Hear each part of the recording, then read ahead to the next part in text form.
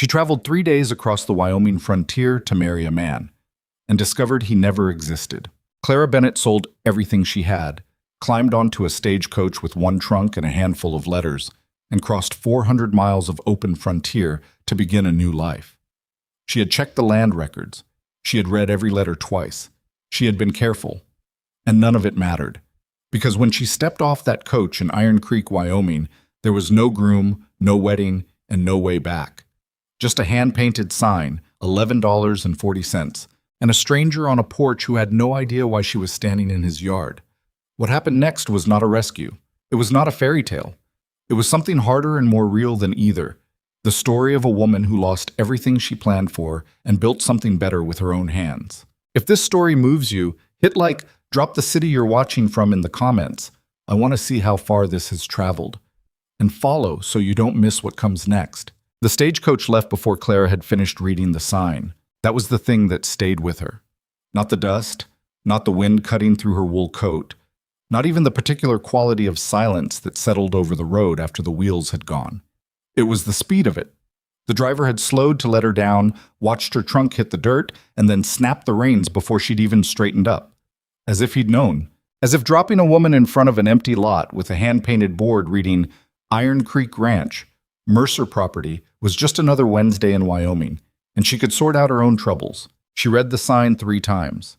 Mercer property. Not Aldridge. Not James Aldridge, whose letters she had folded and refolded so many times over the past 4 months that the creases had gone soft as cloth. James Aldridge, who had described this ranch in careful, unhurried detail. The long porch facing east, the 2 mares in the pasture, the kitchen garden his late mother had started and that he'd kept going because it seemed wrong to let it die. James Aldridge, who had written in his most recent letter, "I am not a man who expresses himself easily, Miss Bennett, but I want you to know I am earnest in everything I have said." She pulled that letter from her coat pocket now and looked at it again, though she'd memorized it weeks ago. The paper was good quality, heavier than she would have expected from a frontier rancher. The handwriting was neat, almost too neat, with none of the ink blots or crossed-out words of someone actually thinking as they wrote. She hadn't noticed that before. She noticed it now. The property in front of her was real enough. There was a ranch house, not the one she'd imagined, but an actual structure of weathered pine. 2 stories, a porch that did face roughly east. There was a barn, a well, a split-rail fence running the edge of a pasture where 2 horses stood in the afternoon heat, looking thoroughly uninterested in her arrival. The details were almost right. Almost. But there was no James Aldridge. There hadn't been one when she'd asked at the general store in town either. She'd done that first, while the stagecoach driver waited with what she now understood was manufactured patience. The woman behind the counter had looked at Clara's letter with an expression that managed to be both sympathetic and deeply uncomfortable. "Honey," she'd said, "there's no James Aldridge in Iron Creek. Never has been, far as I know." Clara had not cried. She was proud of that later. She'd thanked the woman, collected her letter, and walked back out to the coach and said she needed to be taken to the Mercer Ranch anyway, because she didn't know where else to go, and she had to go somewhere. The driver had obliged, silently, and now here she was. She was 29 years old. She had $11.40. She had a trunk containing 2 good dresses, 1 practical dress, her teaching materials, a copy of Middlemarch with a broken spine, and the letters, 7 of them, all from James Aldridge, all lies. The front door of the ranch house opened. The man who stepped out was not what she would have pictured for the name Ethan Mercer. She'd pictured something harder, more angular, the kind of face that frontier living carved out of a person over decades. This man was maybe 35, tall in a way that looked like it had surprised him once, and he'd never quite made peace with it, with dark hair that needed cutting and the particular tiredness around his eyes of someone who hadn't slept a full night in a long time. He wore work clothes, dusty at the knees, and he was carrying a bridle he appeared to have forgotten he was holding. He looked at her trunk. He looked at her. He looked at the road behind her, which was now entirely empty. "Can I help you?" he said. Clara had prepared a speech on the coach. She'd had 3 days to prepare it, actually. 3 days of flat grassland and alkali flats and the occasional dramatic red formation rising out of nowhere. 3 days of composing and discarding versions of how she would introduce herself to James Aldridge, how she would balance warmth with dignity, how she would make a good first impression while also conveying that she was not a woman who could be dismissed easily. None of that speech applied now. "My name is Clara Bennett," she said. "I was brought here under false pretenses. I have no money to go back the way I came, and I don't have anywhere else to go tonight. I'm not asking for charity. I'm asking if there's work I can do in exchange for a few days' shelter while I figure out what comes next." Ethan Mercer stood very still on his porch. "False pretenses," he repeated. "I was corresponding with a man who called himself James Aldridge. He told me he owned this property. He told me he was looking for a wife. I agreed to come out here and marry him." She paused. "He doesn't exist." Something moved across Ethan's face. It was hard to read. Not quite pity. Not quite suspicion. Something more careful than either. "That's—" He stopped. Started again. "That's a hell of a thing." "Yes," Clara said. "It is." He looked at her trunk again. Then he stepped down off the porch and picked it up without asking, which was either presumptuous or practical, and she couldn't quite decide which. "Come inside, Ot," he said. "You look like you've been traveling 3 days in the heat." "I have." "Then come inside." The kitchen was cleaner than she expected, which told her something. A man who lets the kitchen go to ruin has usually let everything else go first. There was a pot of something on the stove that smelled like it had been there since morning. The table had a child's drawing on it, weighted down with a salt cellar, a horse, rendered in the particular determined scrawl of someone who was not going to let a lack of skill stop them from drawing horses. The child herself appeared from somewhere in the back of the house a few minutes later, drawn by the sound of voices, or possibly by instinct. She was small for what Clara guessed was 6 or 7, with dark hair in 2 lopsided braids, and her father's watchful eyes. She stopped in the kitchen doorway and looked at Clara with the frank assessment that only children and cats can pull off without it being rude. "Who are you?" she said. "Lily." Ethan's voice carried a quiet warning. "It's all right," Clara said. "I'm Clara. I've come a long way today, and your father was kind enough to let me have a seat." "You have a trunk," Lily said. "People with trunks are staying." Lily. "Well, they are." Clara almost smiled. "Almost." "I'm hoping to stay a little while, yes, if your father agrees." Lily turned and looked at Ethan with an expression that was somehow both question and verdict. He poured Clara a cup of coffee without acknowledging the look, but Clara noticed his jaw had gone a bit tight. He set the cup in front of her and sat down across the table and folded his hands and looked at her with the expression of a man who was about to conduct an interview he hadn't planned on giving. "Tell me about this correspondence," he said. So she did. She told him all of it, from the advertisement she'd answered in November to the 7 letters she'd received over 4 months, each one more specific and persuasive than the last. The ranch details, the location, the promise of a practical arrangement that both parties would enter with honest expectations. She did not tell him about the part where she'd read the letters in her small rented room above the drugstore in Mill Haven and felt something loosen in her chest. Something she hadn't let herself name, something close to hope. Ethan listened without interrupting. That was something she'd learn about him later, that he listened differently than most people. Not waiting for his turn, but actually taking things in, sorting them quietly while you talked. "You taught school?" he said when she finished. 4 years. I lost the position in February."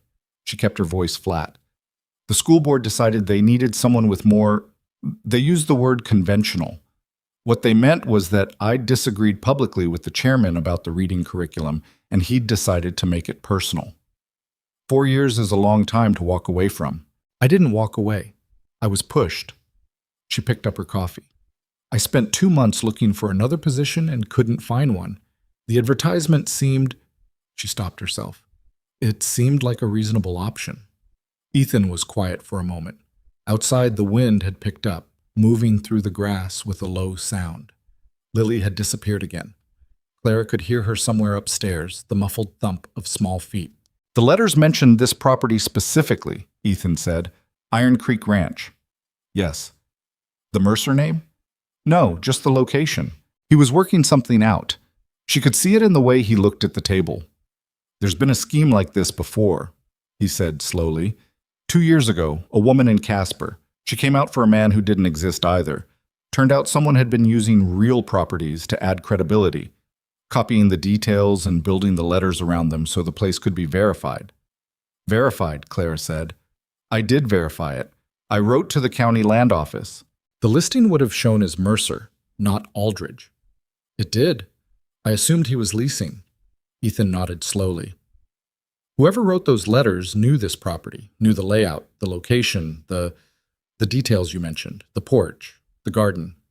He looked uncomfortable with that last part, as if the garden being included in the deception was the thing that bothered him most. Your wife's garden, Clara said. She wasn't sure why she said it. The kitchen had the particular quality of a house where someone was gone, not messy, but slightly off balance, like furniture that had been moved back to its place but not quite to the right place. Ethan's expression didn't change, but something shifted behind his eyes. She died 2 years ago, he said. April. I'm sorry. The letters mentioned the garden, in detail, that you kept it going because it seemed wrong to let it die. He was quiet for a long moment. When he spoke again, his voice was steady but careful. My wife used to say that to people, about the garden. She said it to... He stopped. It doesn't matter. It might matter, Clara said, if you're trying to figure out who wrote these letters. He looked at her, a quick, assessing look, like she'd done something unexpected. You're not wrong, he said, but that's tomorrow's problem. Tonight you need a meal and a place to sleep, and... He glanced toward the ceiling where the small thumping had resumed. I need to get Lily to bed before she stays up half the night inventing reasons to come back downstairs. Clara wrapped her hands around the coffee cup. It was cooling, but she didn't mind. I can cook, she said, and clean. I'm good with numbers. I kept the school's accounts for 2 years after the regular bookkeeper left. I don't know anything about ranching, but I can learn what needs learning. I'm not asking for wages, just time to find a solution. Ethan looked at her for a long moment, not unkindly, but seriously, the way you look at a contract before you sign it.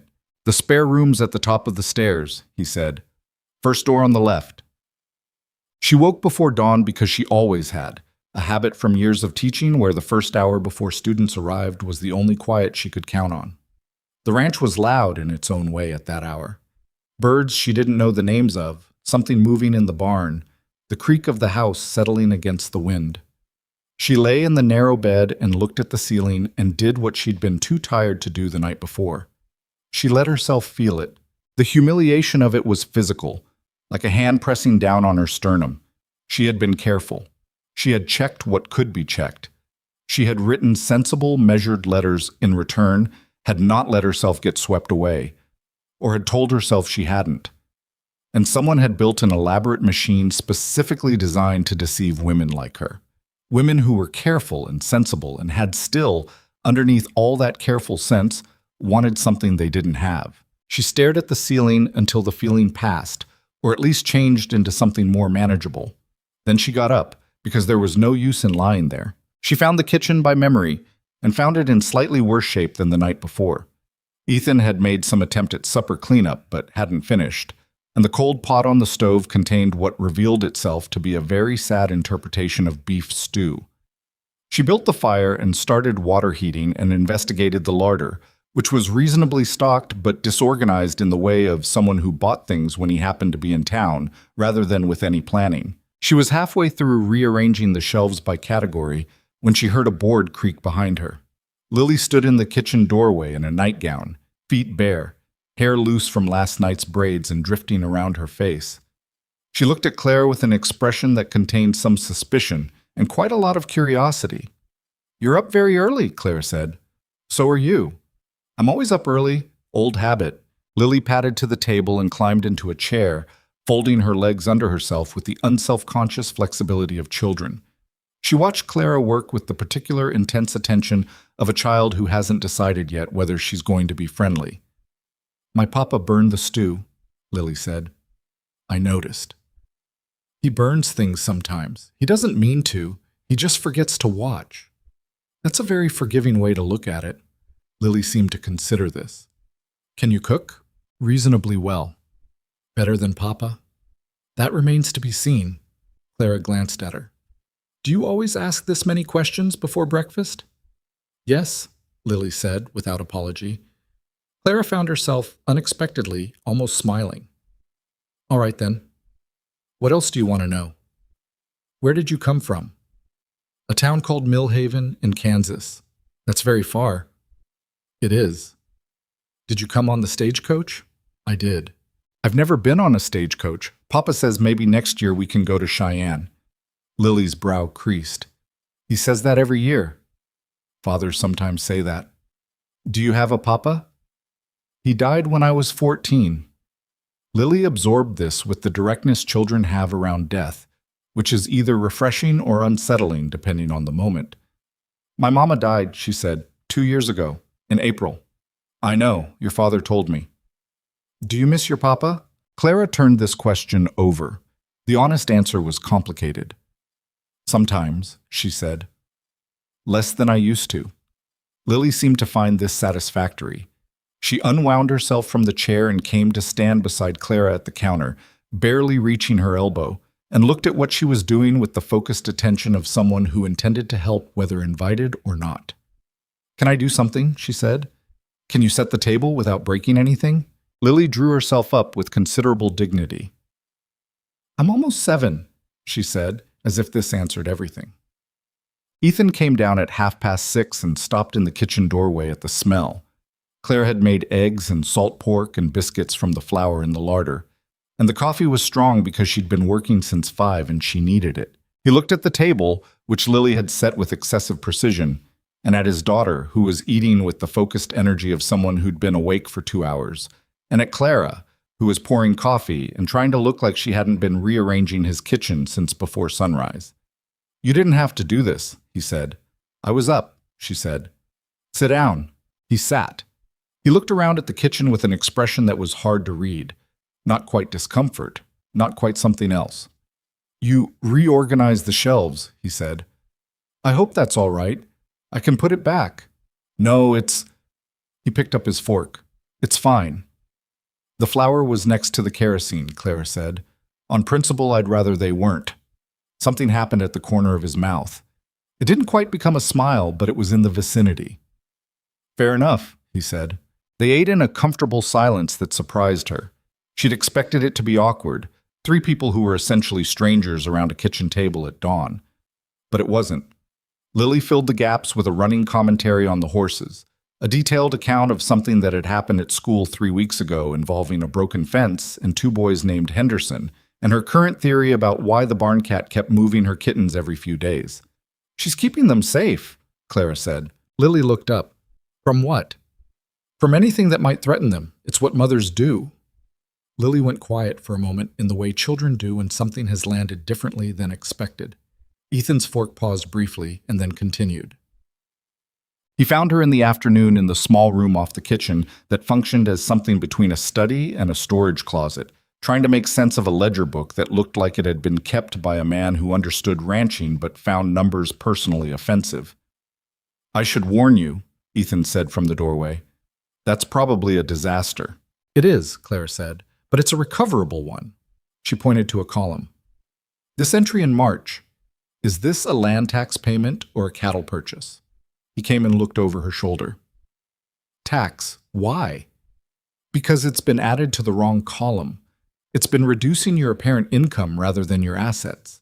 If this pattern goes back, she turned pages, which it does, back to January of last year, you're underaccounting your income by somewhere around $200. He was quiet. She could feel him looking at the numbers. That matters, she said, in case he'd missed why she was bringing it up. I know it matters. His voice was tight. I've been working off those numbers. I nearly sold the North Pasture in February because I thought I couldn't afford the spring upkeep. You don't need to sell the North Pasture. No. He pulled out the chair across from her and sat down. No, it appears not. They worked through the afternoon, Clara going through the books page by page, while Ethan answered questions and occasionally looked at things she showed him with the expression of someone receiving news that is both better and worse than expected.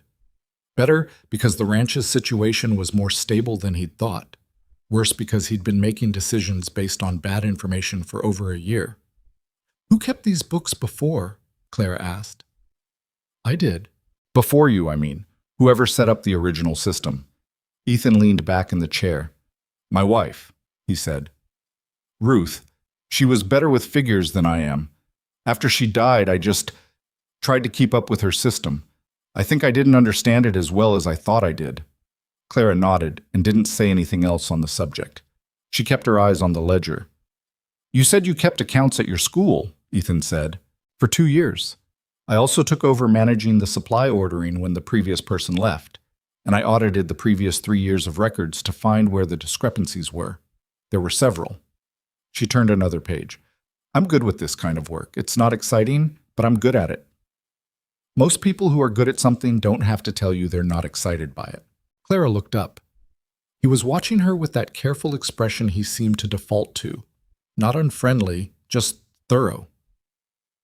I'm excited by the problem solving, she said, not by the columns themselves. Fair distinction. She went back to the ledger. A few minutes passed. I've been thinking, Ethan said, about what you said last night, about the letters mentioning the garden. Yes? There's a man in town, served on the County Land Commission 2 years ago. He had access to property records, knew the territory well. He left the commission under circumstances that weren't entirely clear. He paused. He also knew Ruth. They grew up in the same county before she came west. Clara kept her expression neutral. That would give him the personal details. Yes. Ethan was looking at something past her shoulder. I can't prove anything yet, but I'm going to start looking into it. If you find documentation, correspondence, financial records, anything showing a pattern, that's what will matter to the territorial court, not suspicion. He looked at her. You know something about how this works. I've read enough to know the difference between what you can act on and what you can't. She closed the ledger. And I'm very angry, she said quietly and without emphasis. On my own behalf. I'd like to help if I can. Ethan was quiet for a moment. All right, he said. Let's see what we can find. The town of Iron Creek had the particular personality of a place that had been through enough to develop opinions. It had a main street with the standard inventory, general store, post office, a doctor who also pulled teeth, a newspaper that came out twice a week and managed to make it sound like the most consequential publication in the territory. It had a saloon that the respectable citizens of Iron Creek officially disapproved of and regularly patronized. It also had, Clara discovered, a well-developed sense of its own business and other people's. She became aware of this on her second day in town when she went to the general store for supplies and found that she had already been discussed. Not extensively. The storewoman, Mrs. Hennessy, had the grace to be subtle about it, but the shape of a conversation that had already happened was visible in the pauses and the small, careful questions. You're staying out at the Mercer place, I hear, Mrs. Hennessy said while measuring out flour. For the time being. Ethan's a good man, had a hard couple of years. A pause. Lily must be pleased to have some company. Lily seems pleased to have an audience, Clara said. Mrs. Hennessy's expression warmed fractionally. She's a character, that one. Stubborn as her father and twice as likely to tell you what she thinks. She tied off the flour sack. Folks were wondering, if you don't mind me saying, how you came to be out there. I came to marry a man who didn't exist, Clara said. Apparently someone's been using real properties to make false marriage advertisements seem legitimate. The property they used was Ethan's. Mrs. Hennessy stared at her. You mean someone used Ethan's name? His ranch? Not his name, just the location and the details. Lord, she set down the sack. That's... Who would do something like that? That's what I'm trying to help figure out. The store was quiet for a moment. Then Mrs. Hennessy picked up the sack again and handed it to Clara with a different quality of attention in her eyes. Well, she said, if you need to talk to people in this town, you'd do better to come to me first. I know who knows what around here. It was the first small offering Clara received in Iron Creek. She was practical enough to recognize it for what it was and take it. What? The third person to look sideways at her presence at the Mercer Ranch was a man named Walt Darrow. He came by on Clara's fourth day, nominally to discuss grazing boundaries with Ethan, and managed within 10 minutes to make it clear that he found Clara's situation irregular in ways he intended to express without quite stating outright. He was the kind of man who communicated disapproval through implication, the raised eyebrow, the loaded pause, the carefully imprecise word choice. Unusual arrangement, he said to Ethan within earshot of Clara, who was in the kitchen and made no move to be out of earshot. A woman turning up like that and setting herself up in your house. Clara's helping with the accounts, Ethan said. I'm sure she is. A pause. Just seems like, well, it's your business, Ethan. I'm just saying people notice things. People talk. People in Iron Creek have always talked, Ethan said. I've never found it slowed anything down much. Darrow left not long after, and Clara waited until she heard his horse moving down the road before she came out of the kitchen with the coffee she'd ostensibly been making. You didn't have to defend the arrangement, she said. Ethan took the coffee. I wasn't defending an arrangement. I was telling him the truth. He's going to keep making implications. Darrow makes implications about everything. 2 years ago, he implied my fence line was encroaching on his property. Took 6 months and a county surveyor to shut him up about it. He drank the coffee. Don't let him become your problem. He's mine. Clara looked at him. You're very calm about people talking about you. I've been doing this long enough to know the difference between what matters and what doesn't. He set down the cup. What people say about me doesn't change what's in the ledger, or what the fences need, or whether Lily eats her supper. So, he shrugged one shoulder. I ignore most of it. Clara thought about that for most of the afternoon. She'd spent a long time in Millhaven being careful about what she said, how she said it, who she said it to. The school board had not fired her for being wrong about the reading curriculum. She'd been right, and everyone with sense knew it. They'd fired her for saying it in a room full of parents where the chairman was also sitting, for not tempering it, for not softening the edges enough to make it go down easy. And she'd thought, somewhere in the back of her mind, that if she'd just been a bit more careful, a bit more strategic, but she was 30 days' ride from Millhaven, and no one here knew anything about that story unless she told them, and Walt Darrow's implications about unusual arrangements hadn't landed the way similar things had landed before. They'd just struck her as small and foolish and not particularly interesting. She wasn't sure when that had shifted, but she noticed it. On the 5th day, Lily asked her to help fix a bridle. This was transparently an excuse, since the bridle in question had a broken buckle that required a specific tool Lily clearly didn't know how to use, and what Lily actually wanted was company in the barn. Clara went anyway, because she was learning to decode Lily's real requests from her stated ones, and because the barn was cool in the afternoon and she'd been inside with the ledgers for hours. Papa bought Molly from Mr. Henderson, Lily said, indicating the smaller of the 2 horses, who had the distracted air of an animal that was only partially paying attention to current events. He said she was well-trained, but she's only well-trained about some things. What things is she not well-trained about? Puddles, Lily said, and that hen that got loose last spring, and anything unexpected, really. That covers quite a lot. Papa says she has opinions. Lily scratched behind Molly's ear. The horse flicked her ear and shifted, settling. Do you have opinions? About horses? About things. Clara considered this. Yes, quite a few of them. Papa says ladies aren't supposed to have too many opinions. Lily's voice was perfectly neutral in the way of children who are reporting information they're already skeptical of. Your father said that? Mr. Darrow said it, actually. Papa looked like he didn't agree, but he didn't say anything. Clara thought about Ethan's calm face in the kitchen earlier. I ignore most of it. Yes. But Lily was listening, and Lily was 6 years old, and Walt Darrow's opinions were going to get absorbed into the walls of this ranch if no one offered a counter-argument. I think, Clara said carefully, that the interesting question isn't whether ladies should have opinions, but whether the opinions are any good. A bad opinion is a bad opinion, no matter who has it, and a good one's worth saying out loud.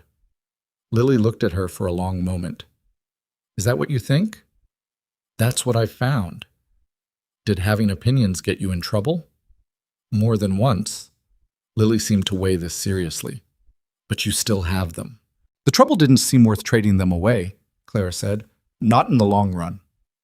Lily nodded slowly, with the gravity of a child processing something that will matter to her for a long time in ways she can't entirely predict yet. Then she handed Clara the broken bridle. Papa has the right tool on the south wall, she said. 3rd hook from the end. On the 7th day, Ethan showed her a letter he'd found. He'd been going through a box of his wife Ruth's papers, old correspondence, household records, things he'd put away after she died and not been able to look at again. He'd started going through them because of what Clara had said about documentation, about the personal details in the fake letters, and about the man from the County Land Commission who had known Ruth. The letter was from a man named Gerald Fossey, dated about 3 months before Ruth died. It was friendly in tone, inquiring about the property, asking after specific details, the layout of the land, the outbuildings, the description of the ranch from the road. Ruth had apparently replied because Fossey's letter referenced things she'd told him in a previous exchange. The detail that stopped Clara cold was in the 4th paragraph. "I so admire the way Ethan has maintained the kitchen garden," Fossey had written. "You mentioned he kept it going because it seemed wrong to let it die. That speaks very well of him." She read the passage twice, then she set the letter down on the table between them. "He used her words," she said. "Yes. Not approximately, word for word. It seemed wrong to let it die." Ruth used that phrase exactly. Ethan's voice was flat. "I've heard it 100 times. In that letter she wrote about things she'd never talk about to someone she didn't trust, which means—" He stopped. "Which means he cultivated her friendship specifically to extract the details he needed," Clara said. "And he started doing it before she was gone." Ethan sat with that for a moment. He had access to the Land Commission records. He would have known the property layout, the legal description, the boundaries. Ruth gave him the personal pieces without knowing what he needed them for. His jaw was tight. "She couldn't have known." "No," Clara said. "She couldn't have." She looked at the letter. "This is documentation, Ethan. It establishes his connection to this property, his knowledge of the personal details. Combined with the false advertisements and the financial transactions, if there's a pattern of this—" "There is," he said. "Mrs. Hennessy found something. She remembered a woman, 3 years ago, who came into town looking for someone who didn't exist. She didn't put it together at the time, but the location in that story was a property 2 ridges east of here, in Fossey's County Land District." Clara looked at him. "How many?" "I don't know yet, but more than one." He met her eyes. "I'm going to Cheyenne next week to talk to someone in the Territorial Marshal's office. I want everything documented before I go." "I'll help you put it together," she said. He nodded. There was a pause. Not uncomfortable, just full. "Thank you," he said, "for all of this. The books and the—" He made a vague gesture. "You didn't have to stay and make this your problem." "It is my problem," Clara said. "I came here in good faith and someone used that against me. I'd like them to answer for it." "That's a reasonable thing to want." And beyond that, she looked at the letter from Fossey without touching it. "Someone used your wife's words to build a trap for women like me. That strikes me as the part that can't be left alone." Ethan was quiet for a moment. Outside the window, the late light was moving across the grass in that particular way it had in Wyoming in summer, low and gold and covering a lot of ground quickly. The kitchen smelled like the stew Clara had made. She'd finally gotten a good stew out of the larder, and it had taken 2 attempts, and she was somewhat more invested in it than was strictly rational. Ruth would have hated that, Ethan said. Someone twisting something she said into that. He looked at the letter and then away from it. She would have been furious. "Good," Clara said. "Then we'll be furious on her behalf, and we'll be organized about it, and we'll get Fossey in front of a court." Something shifted in Ethan's expression. Not quite the almost smile from before, but in the same direction. "All right," he said. "Let's do that." Lily appeared in the kitchen doorway, on cue, as if she had been waiting for a sign that the serious conversation was finished. She was carrying the barn cat's largest kitten in both hands, with the careful reverence of someone transporting something extremely important. "Supper ready?" she said. "Almost," Claire said. "Put the cat down before you sit." "She likes to sit at the table. She can like it from the floor." Lily muttered something that Clara chose to interpret as agreement and retreated to the barn.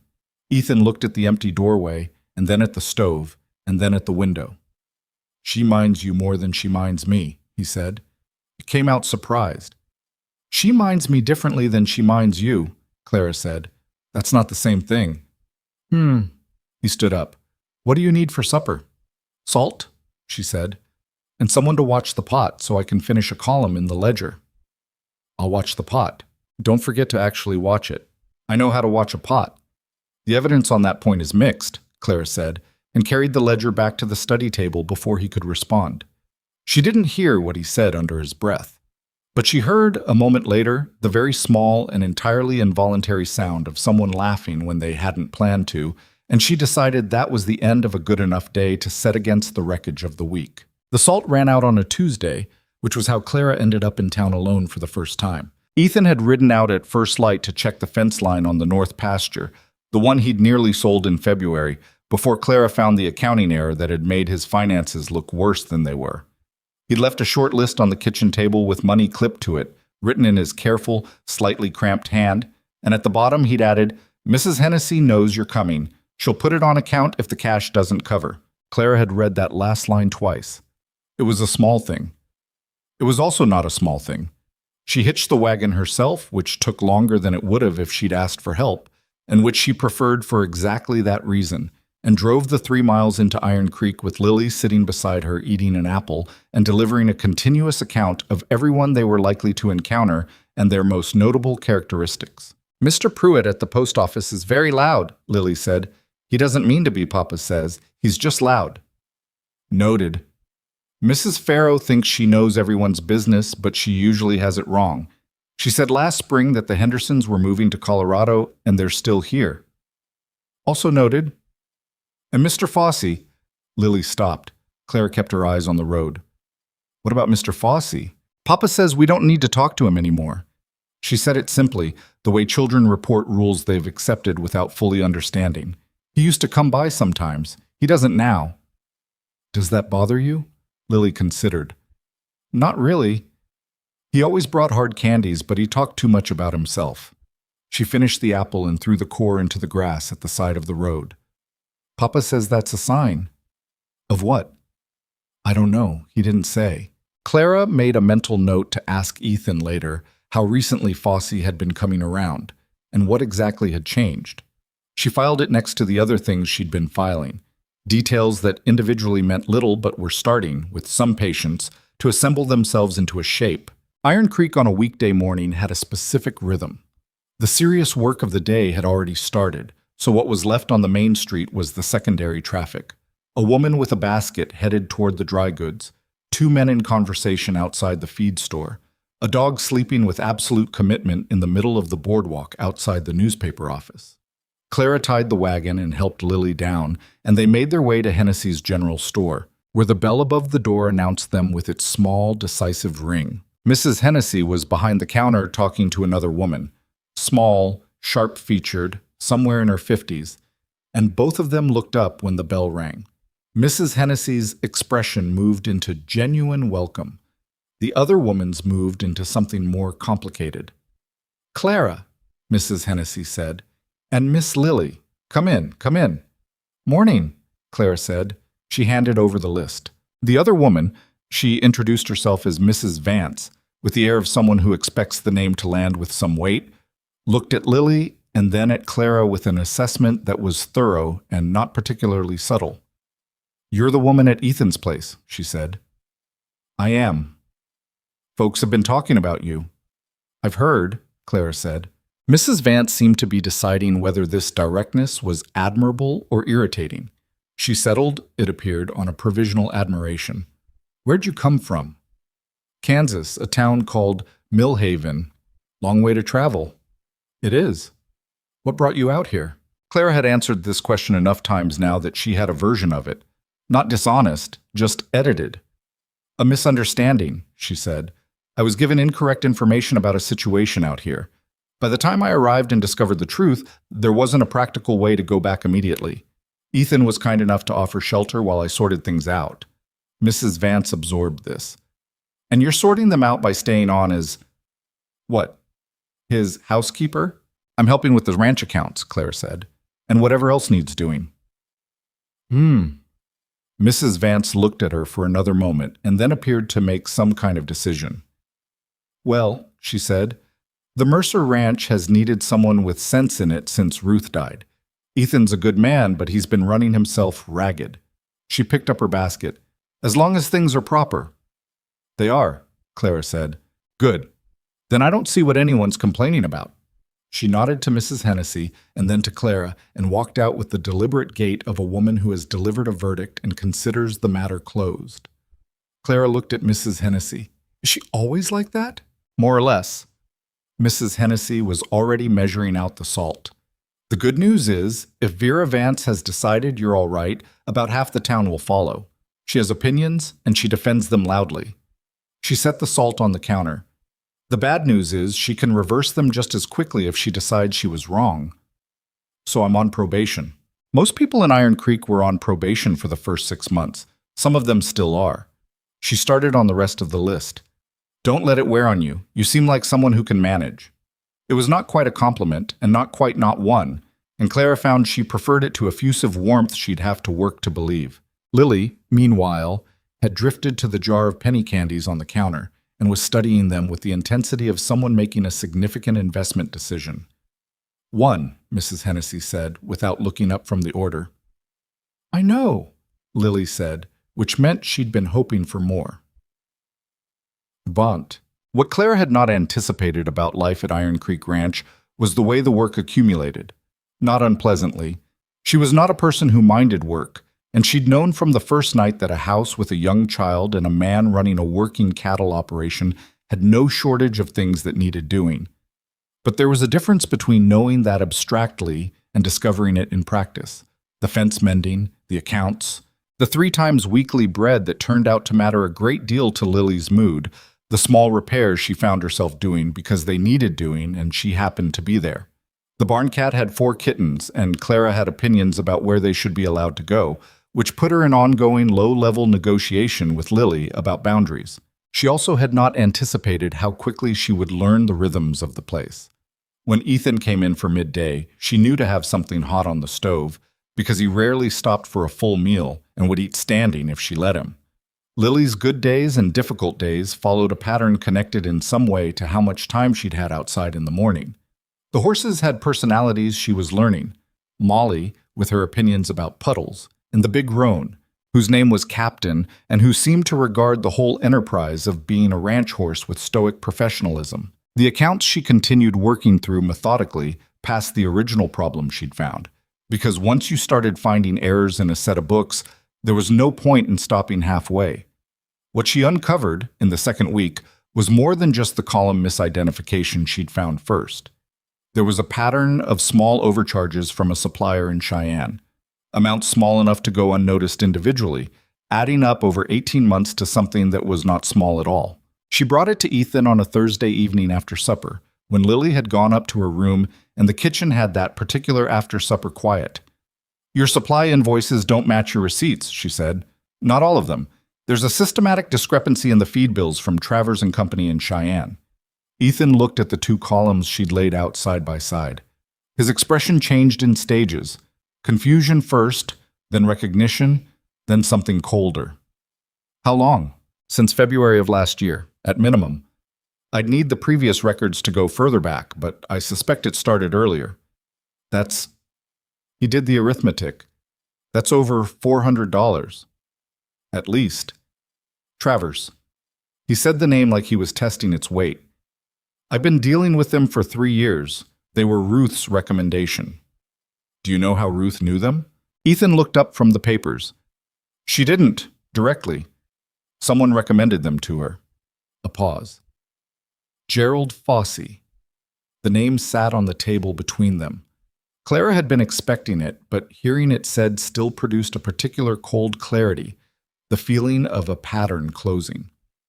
He recommended your supplier, she said, who then overcharged you for 18 months. More if it goes back further. Ethan pushed back from the table and stood, which he did when he was thinking hard about something, as if his thoughts moved better when he was on his feet.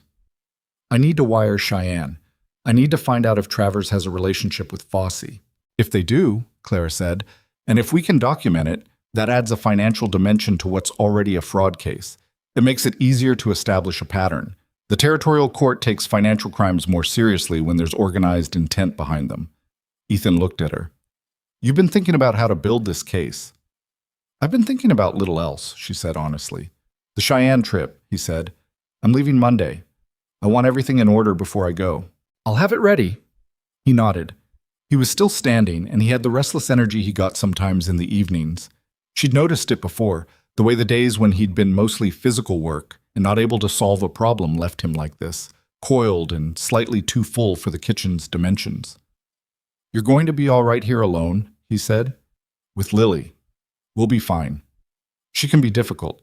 If she decides she doesn't want to do something. Ethan, I spent 4 years managing 23 children at a time, including 2 boys who once released a live chicken into the schoolroom to see what would happen. She picked up the invoice columns and straightened them. I can manage Lily for a week. Something in his posture shifted. Not all the way to loose, but part way. That's a specific example. I have many specific examples. What happened with the chicken? We caught it, eventually. The boys lost recess for a week and wrote 50 sentences each about the importance of respecting shared spaces. She paused. One of them is now apparently a county commissioner, which I find mildly concerning. He did laugh then. Not the small caught sound from before, but an actual laugh, short and genuine and caught off guard. It changed his face considerably. She noticed this and then noticed that she'd noticed and directed her attention back to the invoices. Get some sleep, she said. I'll have the documents organized by Sunday. Yes, ma'am, he said lightly, and took his coffee to the porch. The week he was gone was harder than Clara had expected, not because of Lily. Lily was, as predicted, occasionally difficult and consistently entertaining, but because of Walt Darrow. Darrow came by on the second day, nominally to check on a shared fence post that bordered the Mercer property. He was alone, which Clara registered, and he was in the kind of mood that announced itself before he dismounted.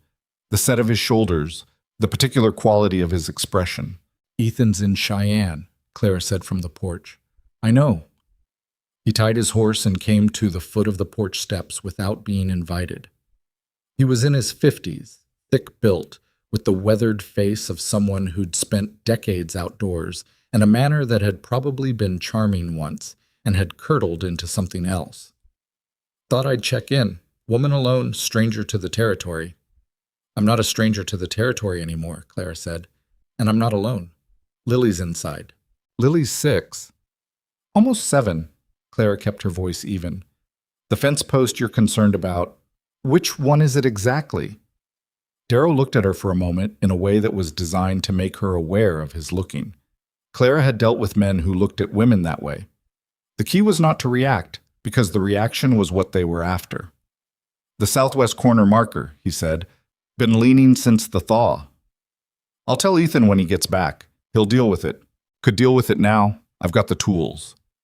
Ethan will deal with it when he gets back, Clara repeated. She stayed where she was, at the top of the steps, which kept her at eye level with him rather than looking up. She had learned that detail somewhere along the way, that it mattered, where you stood. Darrow switched angles. You planning to stay on permanent, then? That's what people are saying. People in Iron Creek seem to have a lot of sayings. Just curious what your plans are, given how you arrived. My plans, Claire said, are my own. And how I arrived is a matter of public record. Someone ran a fraud scheme using this property, and the Territorial Marshal's office is looking into it. That's not gossip, that's fact. If you're interested in the details, Ethan can explain when he gets back. Something shifted in Darrow's expression. It wasn't quite surprise, more like recalculation. Fraud scheme, he said. Yes, serious charge. It's a serious crime. He looked at her for a moment longer. Then he touched the brim of his hat. Not warmly, but not with open hostility either. I'll come by to talk to Ethan about the fence post, he said. I'll tell him. He rode off, and Clara stood on the porch until he was out of sight, and then sat down on the top step and let herself have a moment. Not a long one. But she was human, and Darrow had been trying to make her feel small, and she was allowed to notice that without having to pretend it was nothing. Inside, a door opened, and Lily came out carrying the barn cat's largest kitten in her standard careful way. She sat down next to Clara without asking if Clara wanted company. Mr. Darrow's not nice, Lily said. He's not your problem, Clara said. He was looking at you mean. Some people do that. It doesn't mean anything has to change. Clara looked at the road, which was empty now, just the trail of dust settling. The important thing is what you do after. Lily held the kitten up and examined it seriously. What did you do after? Sat on the porch steps, Clara said. Lily appeared to consider this a reasonable answer. She set the kitten down and they both watched it stagger determinedly toward the edge of the step, where it reconsidered and turned back. After a while, Lily leaned slightly against Clara's arm, the way she sometimes did. Not seeking comfort exactly, just proximity. Clara didn't move away. Mrs. Hennessy's information network, as it turned out, was not exaggeration. By the end of the week, she had sent word, through her nephew, who delivered feed, and also apparently functioned as her general courier service, that she had located a woman in the town of Rawlins who had received the same kind of letters 2 years prior. The property used in that case was the Weston homestead, 40 miles east. The man those letters had claimed to be was named Daniel Cole. The letters, Mrs. Hennessy's note said, had been in the same handwriting as the ones Clara had. Clara read the note 3 times and then added it carefully to the folder she was assembling for Ethan's return. Then she sat at the study table for a while and thought about the woman in Rawlins, whether she'd had $11 left when she arrived, whether she'd had somewhere to go, whether anyone had offered her a porch step to sit on while the dust settled. She didn't know that woman's name. She thought she would like to know it eventually. When Ethan came back from Cheyenne on Friday afternoon, he came back with more than she expected. He'd spoken to 2 people at the territorial marshal's office, one of whom had already heard murmurs of a similar scheme operating out of the eastern counties. He'd also sent a wire to the land records office and confirmed that Gerald Fossey had been formally investigated and quietly cleared for an unrelated misappropriation of funds during his time on the County Land Commission. Cleared, Clara said.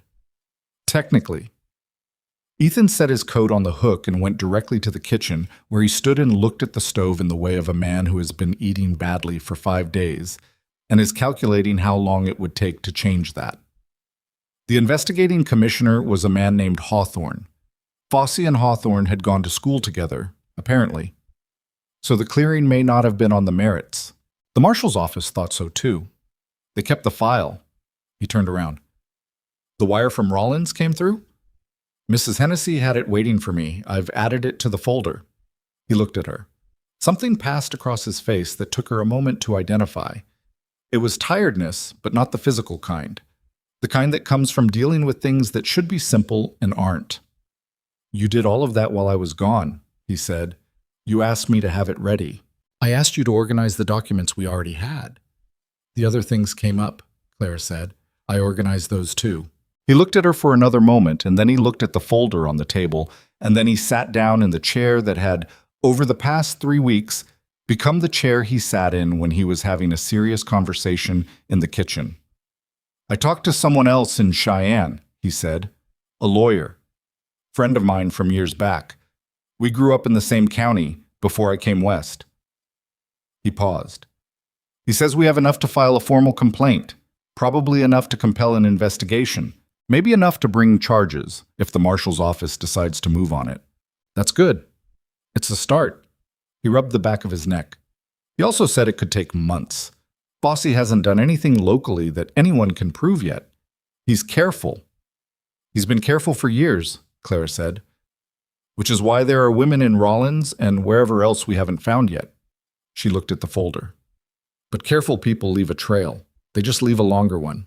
Ethan nodded. He was quiet for a moment in that way he had. Not uncomfortable silence, just honest silence, letting things settle. How was the week? He said. Fine. Lily rode Molly twice. We baked on Tuesday and she dropped the first loaf and cried about it, and then helped make the second one. Darrow came by.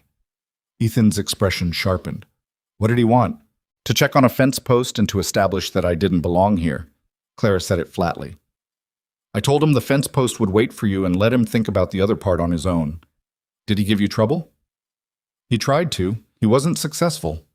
Ethan looked at her steadily. I'll talk to him. You don't need to on my behalf. I know I don't need to. I'm going to anyway. He said it without heat, just simply, the way he said most things. That's not about you needing defending. It's about Darrow needing to understand that this property and everyone on it is my business. And he doesn't get to make that uncomfortable for people. Clara looked at him for a moment. All right, she said. All right, he agreed. Lily came downstairs at that point, drawn by some instinct that told her a parent had returned, and hurled herself at Ethan with an enthusiasm that suggested she'd been storing it for 5 days. He caught her and held her with one arm in the practiced way of a man who had been catching this particular child for years. Over her shoulder, his expression changed into something entirely different, unguarded in a way Clara had not seen from him before. The specific helpless softness of a parent who has been away and is home. Clara stood and went to check the stove. 3 weeks after Ethan's return from Cheyenne, the first woman came to Iron Creek to talk to Clara. Her name was Dora Tillman, and she had driven herself 40 miles from the town of Bitter Creek in a wagon that had seen better years. She was maybe 35, with a practical face and hands that showed outdoor work and the specific look of someone who has been humiliated by something and has decided that being humiliated is not going to be the last chapter. Mrs. Hennessy had sent her. Of course. Clara sat with her at the Mercer kitchen table and listened for an hour. The story was the same in its architecture and different in its details. A different name, different property, different set of carefully constructed letters full of personal warmth and practical detail. Dora had saved for 18 months. She had come on the train, then the stagecoach, and arrived to discover the same nothing that Clara had discovered. She had gone home. She'd been able to do that because she had family, but she had not gone home the same person who left. I want to do something about it, Dora said. The marshal's office in Bitter Creek told me they'd look into it, but that was 6 months ago and nothing happened. Because they didn't know it was connected to anything else, Clara said. That changes if we can establish a pattern across multiple cases. What they see as one isolated incident becomes something different when there are 5 of them. How many are there? We've confirmed 3, including mine and yours. We suspect more. Clara pushed the folder across the table. This is everything we've put together. Mrs. Hennessy has the contact in Rollins, another woman who was taken the same way. If you're willing to make a formal statement, it adds to what we're building. Dora looked at the folder and then at Clara. Who are you exactly? You're not a lawyer. No, I'm a school teacher who knows how to keep records and got angry at the right moment. Clara met her eyes. That and $1 will get you a statement in the right hands. Something in Dora's expression broke slightly, and Clara recognized it. The particular relief of finding another person who is also angry and is doing something with the anger rather than sitting with it. All right, Dora said. What do I need to do? The formal complaint went to the Territorial Marshal's office in Cheyenne at the end of the following month, organized into a document that Clara had spent 3 weeks assembling with the precision she'd once applied to school accounts. 4 women total by then.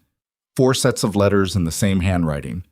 4 properties whose details had been fed to the fraudster through connections that all led, by one route or another, back to Gerald Fossey. Ethan had made one final trip to Cheyenne to file it in person because he thought it deserved a face attached to the submission rather than just a wire. He came back in a day and a half, which was faster than expected. They already had a file on Fossey, he said in the kitchen, the folder of receipts on the table between them. More than I knew. The previous investigation we found, it wasn't the only thing they'd looked at. They'd had complaints before, just nothing solid enough to act on. Until now, Clara said. Until now. He looked at the folder. The marshal said it would still take time. There's a process. There always is. But he said, Ethan stopped, looked at her in a way that was different than his usual careful regard. He said whoever put this together had done the court a service, that those words were his. Clara looked at the table. That's good. It is. A pause. Clara. She looked up. He seemed to be choosing words, which was unusual. He was generally a man who knew what he meant before he said it. You came here by accident, he said. What you've done since then. The books, the case, Dora Tillman, the other women. None of that was an accident. No, she said. It wasn't. I want you to know that I see the difference. It was a simple sentence. It landed harder than she expected, and she looked back at the table for a moment to manage the landing. Outside, the summer was turning towards something drier and hotter, the grass bleaching at the tips, the sky a particular heavy blue that she'd learned to read as a precursor to the kind of heat that came with wind. She'd been in Wyoming long enough to read the sky now. She wasn't sure when that had happened. "The books need one more pass," she said, when she had her voice arranged. "And I want to write to the woman in Rawlins before the end of the week." "All right." He didn't push. He never pushed. "There's a fence on the south side that needs patching before the heat sets in. I'll be out there most of tomorrow." "I'll have dinner early then," he nodded. He picked up his hat from the hook and paused with his hand on the door. "Lily wants to show you something she did with Molly this afternoon. She's been waiting since noon." "What did she do with Molly?" "I don't entirely know. She's been very secretive about it. That's usually either impressive or a disaster." "Send her in," Clara said. He went out and Clara listened to his boots on the porch steps and then across the yard. And then Lily came pelting through the kitchen door with the expression of someone who has been patient for approximately as long as they are capable of being patient, which in Lily's case was considerable but not infinite. "You have to come to the barn," Lily said. "Right now, before supper." "What did you do?" "I taught Molly something." "What did you teach her?" Lily drew herself up with dignity. "You have to come see. It won't be the same if I explain it." Clara set down the pen. She was not done with the letter she'd been drafting, and the dinner still had 30 minutes on the stove, and the south fence was going to need attention, and she still hadn't finished the final pass through the books. "Lead the way," she said. Lily grabbed her hand and pulled, and Clara went, and the letter waited, and the house held the warmth of the day and the smell of supper. And somewhere in the barn, a horse with opinions about puddles was apparently waiting to demonstrate something that a 6-year-old had decided was worth the patience of the whole afternoon. Outside, the Wyoming sky was doing the thing it did in the long evenings, stretching the light until it seemed like it had no intention of ending, laying it across the grass in long golden ropes, making everything look like something you might want to stay and see through to the end. Clara didn't notice this in any conscious way. She was watching Lily run ahead of her across the yard, her braids flying, one of them already coming loose again, calling back over her shoulder, "Come on, you're going to love it." She noticed it a little. What Lily had taught Molly was to bow. It was not a perfect bow. The horse dipped her head and bent one front leg at a somewhat arbitrary angle that suggested she understood the general concept but had opinions about the specific execution. But it was recognizably a bow, and Lily had taught it to her using a method she explained in considerable detail on the way back from the barn, involving carrots, patience, and what she called asking the right way. She didn't want to do it at first, Lily said, walking beside Clara in the early evening. She kept just nodding her head, which isn't the same thing, so I waited. "You waited," Clara said. "A long time. Papa says Molly doesn't do things until she decides she wants to, so I just stood there and waited until she decided." Lily paused. "It took most of the afternoon." "That's a lot of patience." "It was worth it," Lily said, with the certainty of someone who has done the calculation and is satisfied with the result. Clara had thought about that exchange for days afterward, the particular logic of it, waiting until someone decides they want to do a thing rather than pushing until they do it wrong. It was not the worst philosophy she'd encountered. She'd known teachers who could have benefited from it. The summer that year arrived with the specific intensity of the Wyoming high plains, where the heat didn't creep in but came all at once sometime in late June and simply announced itself. The grass went from green to pale gold in what felt like 2 weeks. The creek dropped. The horizon took on a particular shimmering quality in the afternoon that made distances hard to judge. Clara had been at Iron Creek Ranch for 2 months by then. She had stopped counting the days sometime in early June, which she noticed without entirely knowing what to make of it. The work had shifted with the season. The accounting was largely in order. She still kept the books, but the crisis of errors had been corrected, and what remained was maintenance rather than reconstruction. She'd taken on the kitchen garden, which had been getting by on minimal attention, and spent several evenings a week in it after supper, learning by doing what she'd mostly known only in theory. The tomatoes were coming in. The beans had opinions about the heat. She'd written to Dora Tillman twice and received 2 letters back, each one a little less careful than the last, each one a little more like correspondence between people who knew each other rather than people who were conducting business. The formal complaint to the territorial marshal had produced thus far a single letter of acknowledgement and no other visible action.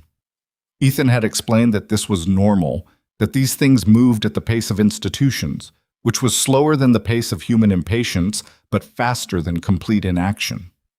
Clara had accepted this explanation while privately finding it insufficient. She'd taken to checking the post office with Mrs. Hennessy's nephew as a semi-regular errand.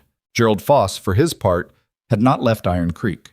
He attended the same church most of the town attended, ate at the same restaurant on Fridays, bought his supplies at Hennessy's store on a schedule Mrs. Hennessy had communicated to Clara with considerable precision. He was, by most visible measures, a perfectly ordinary citizen of the county going about his ordinary business. Clara had seen him once in 6 weeks from across the main street.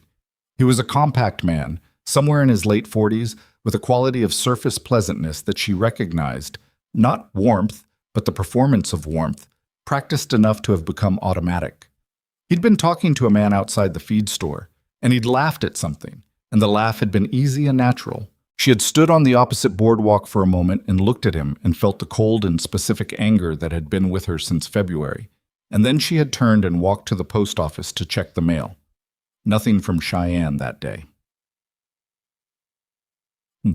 The fire started on a Thursday. She smelled it first, the way you often do with range fires. A dry, acrid note underneath the ordinary summer smell, the kind that made the horses restless before anyone looked at the horizon and saw the reason why. Clara was in the kitchen garden when she smelled it, and she straightened up and looked south and saw the smoke. It was far away. That was her first thought. Far, and maybe moving away from them, and maybe controlled, because sometimes fires were controlled. Sometimes there was a fire break or a dry creek bed that would stop it. She watched it for 60 seconds. In that time, the smoke column thickened and moved, and she could see at the base of it the particular orange quality of flames that had room to grow, not controlled, and the wind was from the south. Lily. She was already moving toward the house. Lily. Lily appeared in the kitchen doorway. She'd been inside reading, or approximately reading. She'd been attempting the chapter book Clara had found in the study and had been intermittently asking Clara what words meant, including several that Clara was surprised to encounter in a book ostensibly for children. "There's a fire," Clara said. "South. I need you to go to the barn and check that the horses are secure in the paddock, not in the stalls. Don't open the stall doors until you've got a rope on both of them. Do you understand?" Lily looked past her at the smoke. Her face went still in the particular way it did when she was frightened and deciding not to show it. "Where's Papa?" "South fence. He'll see it." Clara was pulling her apron off, thinking, water. The well was good. They had a pump system Ethan had put in 2 years ago. The kitchen garden could burn. It would grow back. The barn was the priority, and the outbuildings, and the house. After you check the horses, fill every bucket you can find and bring them to the porch. Every bucket. You understand? Yes. Lily was already moving. She had, Clara had come to understand, her father's ability to receive instructions and act on them without arguing when things were serious. It was an underrated quality in a 6-year-old. Clara went for the water pump. The next hour was the kind of time that compressed strangely. Clara had experienced this before, in a smaller way, during a winter when a student had broken his arm on the schoolyard ice and she'd had to manage the situation until the doctor arrived. Time went strange at the edges. You moved faster than you thought you could, made decisions without fully deliberating them, and you didn't know until afterward whether you'd made the right ones. She wet the south side of the barn with everything she could carry. Lily brought buckets, silently, with the single-minded efficiency of someone who has been given a job and is doing it.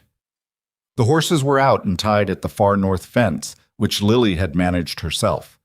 Clara had looked up from the pump at some point to find both Molly and Captain already there, Lily's knots holding perfectly. "Good," Clara said when she saw it. Papa taught me the knot," Lily said, and went for another bucket. The smoke was moving closer. Not racing. It wasn't the kind of crown fire that jumped trees, but steady, the way range fires moved in dry grass, low to the ground and wide, eating methodically through fuel that had been building toward exactly this all summer. Clara could see the glow now on the hills to the south, and she could see the smoke column bending in the wind. And she was calculating, the way she always calculated, trying to figure out whether what she was doing would be enough. She was also listening for Ethan. He came up from the south road 20 minutes in, moving Captain faster than she'd seen either of them move before. He pulled up at the fence and looked at the barn, and then at Clara, who was covered in water and dirt and carrying an empty bucket. "How long?" he said. "I smelled it about an hour ago. Lily's been helping. I've got the south wall of the barn wet." She looked at him. "How bad is it?" "Bad." He dismounted, moving quickly. "Johnson's spread is already gone, the west quarter. It's moving along the dry creek bed, and the wind's pushing it north." He tied Captain off and was already reaching for the pump handle. "We need to wet the roof." "I know, I couldn't reach." "Get the ladder from the back of the barn." She got the ladder. He went up it with the bucket and the rope he used to haul water up, and Clara worked the pump, and Lily refilled buckets from the trough, and the three of them moved in a triangle that was wordless after the first few minutes, because everything that needed saying had been said. The fire reached the south pasture fence while they were still working. Clara could feel the heat of it from 30 yards away. That particular radiant weight, different from the sun, coming from a wrong direction. The fence post caught, and then the line of grass along the fence, and there was a sound to it, a low continuous crackling that she could feel in her back teeth. "Move back," Ethan said from the roof. "It's not at the barn yet." "Clara, move back." She moved back, not far, to the water trough where Lily had been working. She looked at Lily and found Lily looking not at the fire, but toward the hills beyond the south pasture, and something in Lily's face made Clara stop. "What is it?" Clara said. "The Henderson's colt," Lily said. Her voice was strange. "He was down by the South Creek this morning. He gets out through the gap in the fence by the big rock. I know where he goes." Clara looked at the hills. The fire was between the ranch and the creek, moving north and east. Not impassable. There were gaps in the fire line, places where the grass was sparser, but the smoke was thickening and the wind kept shifting. "Ethan," Clara called up. "Not now." "Lily knows where a colt is. Henderson's colt, South Creek." There was a pause from the roof. She heard him moving. He came down the ladder in a controlled slide, the way you descended ladders when you were in a hurry and had done it 1,000 times. He looked at Lily. "Where?" he said. "The hollow below the big rock. He goes there when he gets out. There's grass." Lily looked at him. "He'll be scared, Papa. He'll try to go back through the fire." Ethan looked at the fire line. Clara looked at him, looking at it. "I'll go," Ethan said. "The roof. The barn will hold. The roof's wet enough." He was already moving toward Captain. "Keep the pump going on the south wall. If the fence line advances, pull back to the road. Don't stay with the building if it goes." "Ethan, the road," he said. "Promise me." "The road," Clara said. "Go." He went. Clara went back to the pump. Lily stood beside her, not pumping because she wasn't tall enough, handing buckets up. The smoke was thicker now, and Clara had wet cloth tied over her nose and mouth, which helped some, and not enough. Her eyes stung. She could hear the fire in the pasture, a constant eating sound, and she could see the orange glow moving at the edge of her vision. She pumped. She did not think about Ethan riding south toward that orange glow. That was a thought she could not afford. It was Lily who heard the colt. 20 minutes after Ethan left, with the south fence fully burning now and the smoke so thick it had its own gravity, Lily said, "There." Her voice was quiet under the noise of the fire, and Clara almost didn't hear it, but she looked where Lily was pointing, east of the burning fence line, where the smoke was thinner, where the slope of the hill created a natural break, and she saw movement. The colt was panicking.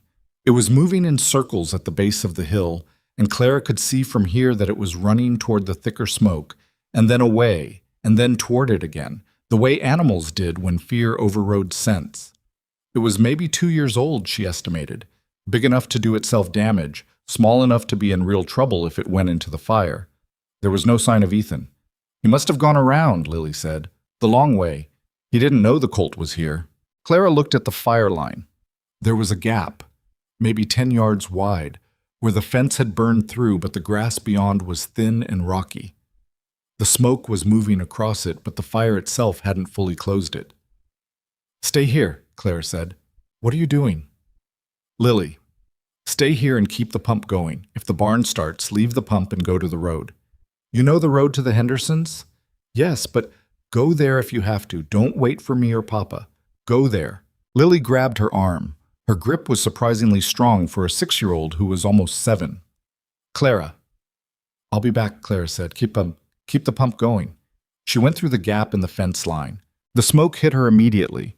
Even with the cloth over her nose and mouth, it was a different quality on this side of the fence. Denser, more directional. She could feel the heat from the burning grass to her left, close enough that it was uncomfortable, not close enough to be immediately dangerous. She kept moving east, angling toward the colt. The colt saw her and shied, which she'd expected. She stopped and crouched down and waited, which she'd learned from watching Lily wait for Molly to decide something. The colt was quivering, its eyes white-edged, smoke drifting around its legs. It looked at her and looked at the fire and looked at her. Hey, Clara said quietly. Hey. It's all right. It wasn't all right. She knew that, and the colt almost certainly knew it too, but the tone of the voice was what mattered, the steadiness of it. She'd learned this from the horses, that they listened to the quality underneath the words. She moved toward it slowly. It shied again, then held. She put her hand out and felt it tremble under her palm. When she touched its neck, a whole-body vibration of fear. She took hold of its mane, she had no rope, and started moving. The wind shifted. She felt it before she saw it, a change in the direction of the heat, and then the smoke thickened suddenly on the east side. The gap she'd come through closing as the fire found new fuel. She turned and looked and saw it. The gap was gone. The fire had moved across it while she'd been focused on the colt, and the fence line to her left was burning the wrong direction now, pushed by the wind, coming toward her. She was not calm. She wanted to be accurate about that later, when she had the chance. She was frightened with the specific physical quality of fear, her heart rate loud in her ears, her breath shorter than she wanted it, her hands shaking on the colt's mane. She was frightened, and she kept moving anyway, which was a different thing from not being frightened, and the difference mattered. She moved north along the hill, away from the heaviest smoke, pulling the colt with her. It came reluctantly, then not reluctantly, then urgently, because the fire was behind them and the colt had decided the person with the steady voice was better than the alternative. She angled toward where the hill dropped into the rocky ground that would be harder for the fire to cross. Smoke everywhere now, moving low and fast. She could hear the fire. The crackle had become something louder and less structured, the sound of something that had gotten larger than its parts. She thought about Lily at the pump. She thought about the road. She thought about Ethan somewhere on the other side of all this, looking for a colt that was currently stepping on her foot. The colt stepped on her foot, actually stepped on it, and she made a sound that was not particularly dignified, and the colt startled and she nearly lost her grip, and she said something sharp that she would not have said in front of Lily, and then she regained her grip and kept moving north. The rocky ground appeared. She got onto it and moved faster, the colt scrambling on the loose stones, both of them coughing. The smoke thinned fractionally at the edge of the rock field. Not clear air, nothing like clear air, but breathable in a way that the last 10 minutes hadn't been.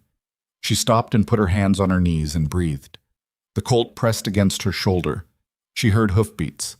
Ethan came around the north edge of the rock field at a pace that was considerably faster than safe, given the terrain and the visibility, and he pulled Captain up hard when he saw her. For a moment he just looked at her, at the colt, at the fire line behind her, at the gap that was gone. She watched his face go through several things in rapid succession. He didn't say any of them. "I have the colt," she said. "I can see that." His voice was flat in the way it got when he was managing something. He dismounted. "Are you hurt?" "The colt stepped on my foot." He looked at her foot. Then he looked at the colt. Then he took the colt's mane from her hands with the efficient authority of a man who knew exactly what to do with a frightened young horse, and he said something low to it, and the colt's trembling dropped by half. "The barn?" he said, "standing when I left. Lily has the pump." Clara straightened up. Her foot hurt and her lungs ached and her hands were shaking. "The south fence is gone." "South fence can be replaced." He kept his eyes on the fire line. "We need to get back. The wind's shifting again." "I know." He turned and looked at her in a different way. Fully, with attention. Not an assessment, exactly. Something more like the expression he'd had when he came down the stairs and found the kitchen organized, but weighted differently, aimed differently. "You went through the fence line," he said. "The Colt was going to go into the fire." "You went through a closing fire line for the Henderson boys' Colt. It was going to go into the fire," Clara said again. "And I could see a way through. So I went." He looked at her for a moment that lasted slightly longer than necessary. Then he said, "Can you ride behind me? Your foot? I can walk." "Your foot," he said again, and his voice had a quality she didn't entirely know how to categorize, something not quite an argument and not quite a request. "It's fine," she said. "Let's go." They went. He led Captain with the Colt on a rough improvised lead of his own belt, and Clara walked beside them, and the fire was behind them, and the smoke was thinning as they moved north, and the ranch house was visible through the haze as they came around the base of the hill. Lily was at the pump. She did not stop pumping when she saw them. She saw them, and her face did something complicated and tremendous, and she kept pumping. Clara walked straight to her. She didn't think about it. She just went directly to Lily and put her arms around her, which she hadn't done before, and Lily let go of the pump handle and grabbed on with both arms and held on with the force of 6 years old and 20 minutes of being completely alone with a fire. "I kept going," Lily said into her shoulder. "I know," Clara said. "I know you did." "I didn't stop." "I know." Lily held on for another moment and then pulled back and wiped her face with the back of her hand in the perfunctory way children deal with tears they'd rather not acknowledge. She looked at the Colt, which Ethan was securing to the fence post. "You found him," she said. "Clara found him," Ethan said. "I told her where he goes," Lily said. This was stated as clarification of the record, not as pride, though it was both. "Yes," Clara said. "You did." Titch. The fire burned for another 3 hours before the wind changed for good, and it turned back on itself and ran out of fuel on the rocky ground to the east. The south pasture was gone, 120 acres of summer grass, the fence line, a small outbuilding that had been used for storage and had outlasted its usefulness anyway. The barn stood. The house stood. The kitchen garden survived because Clara had wet it down before going for the Colt, which she hadn't thought about consciously, but which had apparently been a correct instinct. Ethan assessed the damage in the late afternoon, walking the south perimeter while Clara sat on the porch step with her boot off, looking at her foot, which was bruised badly enough at the outer edge to make walking unpleasant, but not badly enough to be genuinely worrying. Lily sat beside her and looked at the foot with the expression of someone making a medical assessment. "Does it hurt a lot?" Lily said. "A moderate amount. Papa broke his finger last year and he said it didn't hurt, but it definitely did." "How could you tell?" "He made faces when he thought I wasn't looking." Lily considered. "He doesn't like to admit when things hurt." "Some people don't," Clara said. "Do you?" Clara thought about it. "I think I'm better at admitting it than I used to be. It took some practice." Lily nodded sagely, as if this aligned with her general understanding of adults. She was quiet for a moment, looking at the south pasture, at the black line where the grass had gone. The air still smelled of smoke and wouldn't stop smelling of it for days. Everything had the grayish haze of aftermath. "Were you scared?" Lily said. "When you were in the fire?"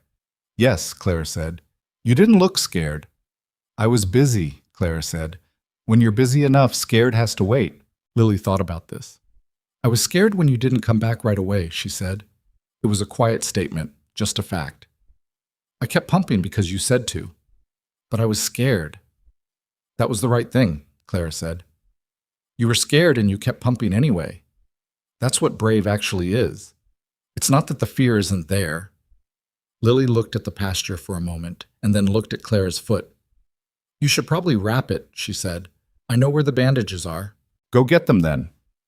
She came back with the bandages, and also with a damp cloth and a look of concentration, and she wrapped Clara's foot with more method than Clara had expected, her small hands careful at the edges. "Mama used to do this," Lily said, not looking up from the wrapping. "When Papa hurt himself." "He hurt himself a lot," she said. "Occupational hazard," Clara said. "What's occupational hazard?" "It means it's a risk that comes with the job."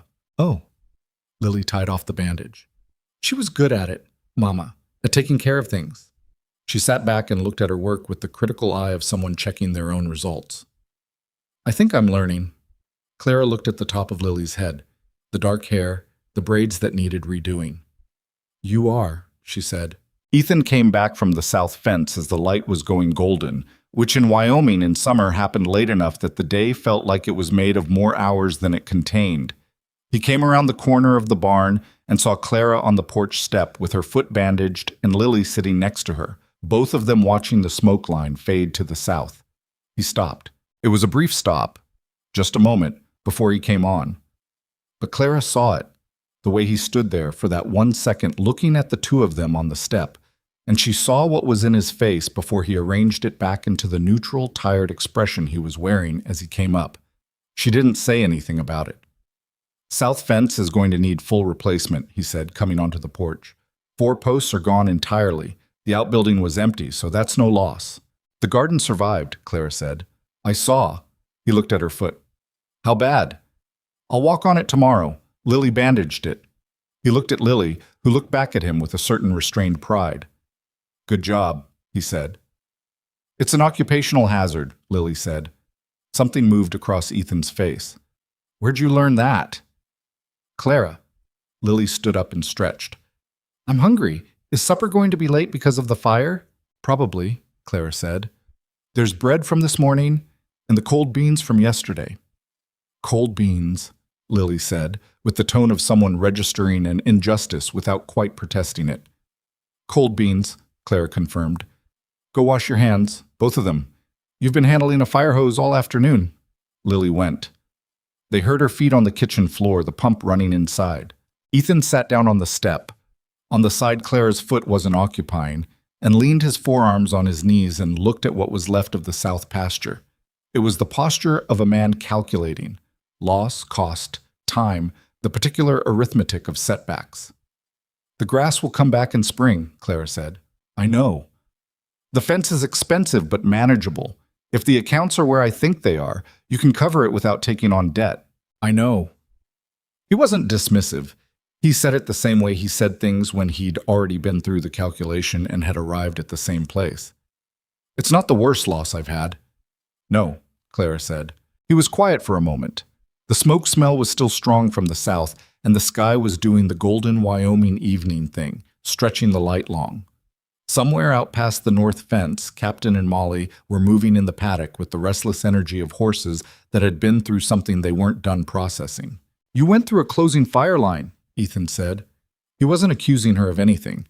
He was stating it the way he stated things that were still sitting with him. I could see the gap was closing, Clara said. I went when I could. I wouldn't have gone if I couldn't have gotten back. How did you know you could get back? I didn't, she said. Not with certainty, but the odds were better than leaving the colt to go into the fire on its own. He looked at the pasture. That's a calculation most people don't make.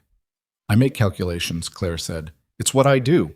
Most calculations don't involve walking into a fire. This one did. She looked at her bandaged foot.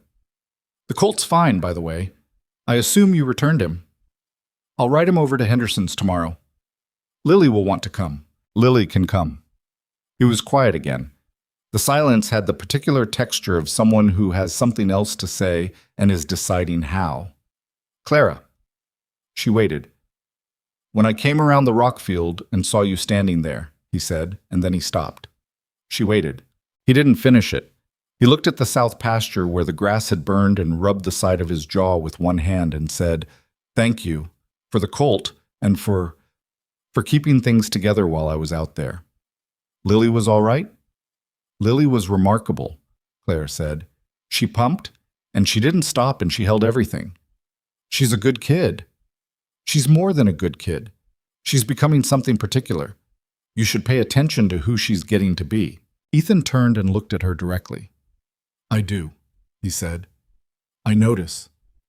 There was something in the way he said it, not just about Lily. Clara looked back at the pasture before she had to decide what to do with that. Cold beans for supper, she said. Cold beans, he agreed. He didn't move immediately. Neither did she. They sat on the porch step in the smoke-tinged evening while Lily moved around in the kitchen and the horses settled in the paddock, and the light went long across the burned field, and the Henderson boys' colt stood somewhere inside the barn, out of the smoke, probably eating something it wasn't supposed to eat, alive because a woman had made a calculation and walked through a closing gap in a fire line without being certain she could walk back. There were things in the world you couldn't plan for. Clara had learned this the hard way, arriving at a ranch where the man she'd come to marry had never existed. She was still learning what followed from that, what it meant to find yourself somewhere you hadn't planned to be, doing things you hadn't planned to do, sitting on a porch step with a bruised foot and smoke in your hair next to a man who hadn't finished his sentence. She supposed she would keep learning. The sky went from gold to a deep, still blue, the color of things that hold their shape no matter what happens underneath them, and she sat in it until Lily called from the kitchen that the beans were ready, and she stood up, carefully testing the foot, and went inside. The smoke smell took 4 days to leave the house completely. Clara noticed it going in stages, first from the upstairs rooms, where the windows had been closed during the fire and the air had stayed cleaner, then from the kitchen, then last from the porch, where the wood itself seemed to have absorbed it. On the 5th morning, she came downstairs and made coffee, and stood at the kitchen door and breathed in and smelled only summer and grass and the faint mineral edge of the well water. And she stood there for a moment longer than necessary, just taking that in. Iron Creek had changed toward her after the fire. She hadn't expected it to happen so quickly or so visibly, but the frontier had its own economy of respect, and walking through a closing fire line for a neighbor's colt was a currency that exchanged at a particular rate. Ben Henderson came himself the day after the fire to retrieve the colt and to stand in the yard with his hat in his hands and say things that were clearly difficult for him to say and that Clara received without embellishment. He was a large, weathered man with the particular humility of someone who has raised animals long enough to understand how much can go wrong in a single afternoon. "I don't know how to repay that," he said. "You don't need to repay it," Clara said. "The colt is fine. That's the end of it." He looked at her the way people looked at her now, with a slight recalibration visible in the eyes, as if they were adjusting a previous estimate. He said something to Ethan about the fence, offered labor for the replacement, and left with the colt trailing obediently behind his horse. Lily watched from the fence rail with an expression of proprietary satisfaction, as if she had personally arranged the whole resolution.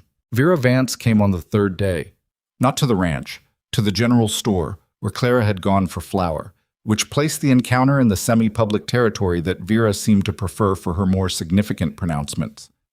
She came in while Clara was at the counter and stood for a moment looking at Clara with that assessing expression and then said, with no preamble, "What you did for that Henderson boy's horse was the right thing. I said so to Margaret Pruitt this morning, and I'll say it to anyone. It wasn't about being right," Clara said. "It was just what needed doing." "That's exactly what I mean," Vera said, as if Clara had confirmed something, and went about her own business. Mrs. Hennessy caught Clara's eye from behind the counter and said nothing, but the small upward movement at the corner of her mouth communicated volumes. The shift was not universal, and it was not instant. Walt Darrow still looked at her with calculated neutrality when they passed on the road, and there were 2 women at the far end of the social constellation who had apparently decided that Clara's presence at the Mercer Ranch was irregular and intended to maintain that position indefinitely. But the center of opinion had moved, and in a town the size of Iron Creek, the center was what mattered. What Clara had not expected was how that shift would feel. She had told herself, in the first weeks, that the town's opinion was not her concern, that she was here to deal with a practical problem and then determine her next steps, and that what Walt Darrow implied or what Mrs. Farrow said to her neighbor was irrelevant to the actual business of her life. She had mostly believed it, but there was a difference she was discovering between not needing something and not noticing when you got it anyway, and being seen clearly by the people around you, being understood as a person rather than a question or a problem. That was a thing she noticed. She didn't tell Ethan this. There were things she didn't tell Ethan, a list that had been growing quietly alongside everything else.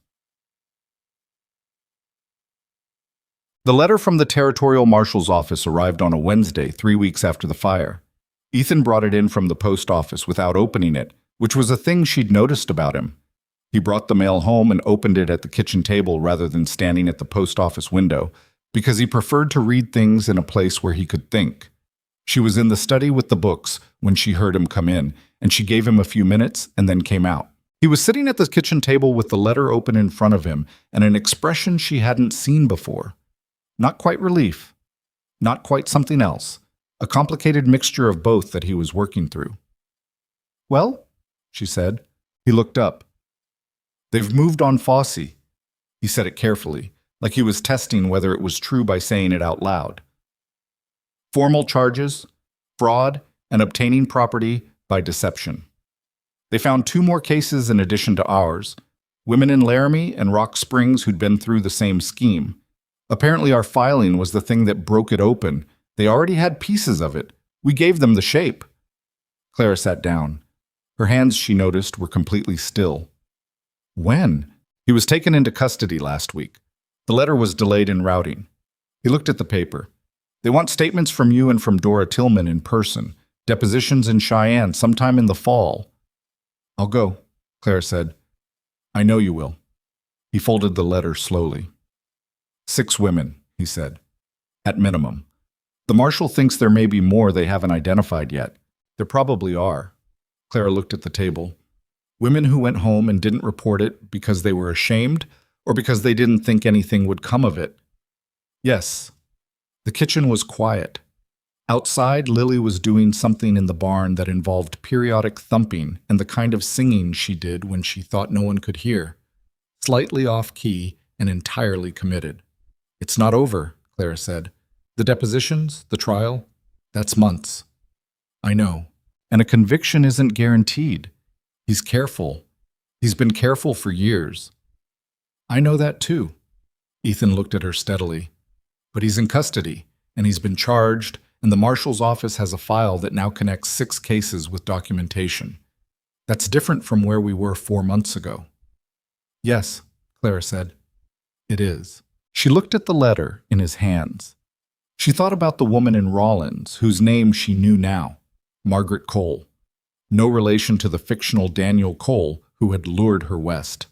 She thought about Dora Tillman, who had driven 40 miles in a worn-out wagon because she'd decided that humiliation was not going to be the last chapter. She thought about the women she didn't know yet, in Laramie and Rock Springs, and the ones the marshal thought were out there still, unnamed. "I want to write to Dora today," she said. "Of course." He paused.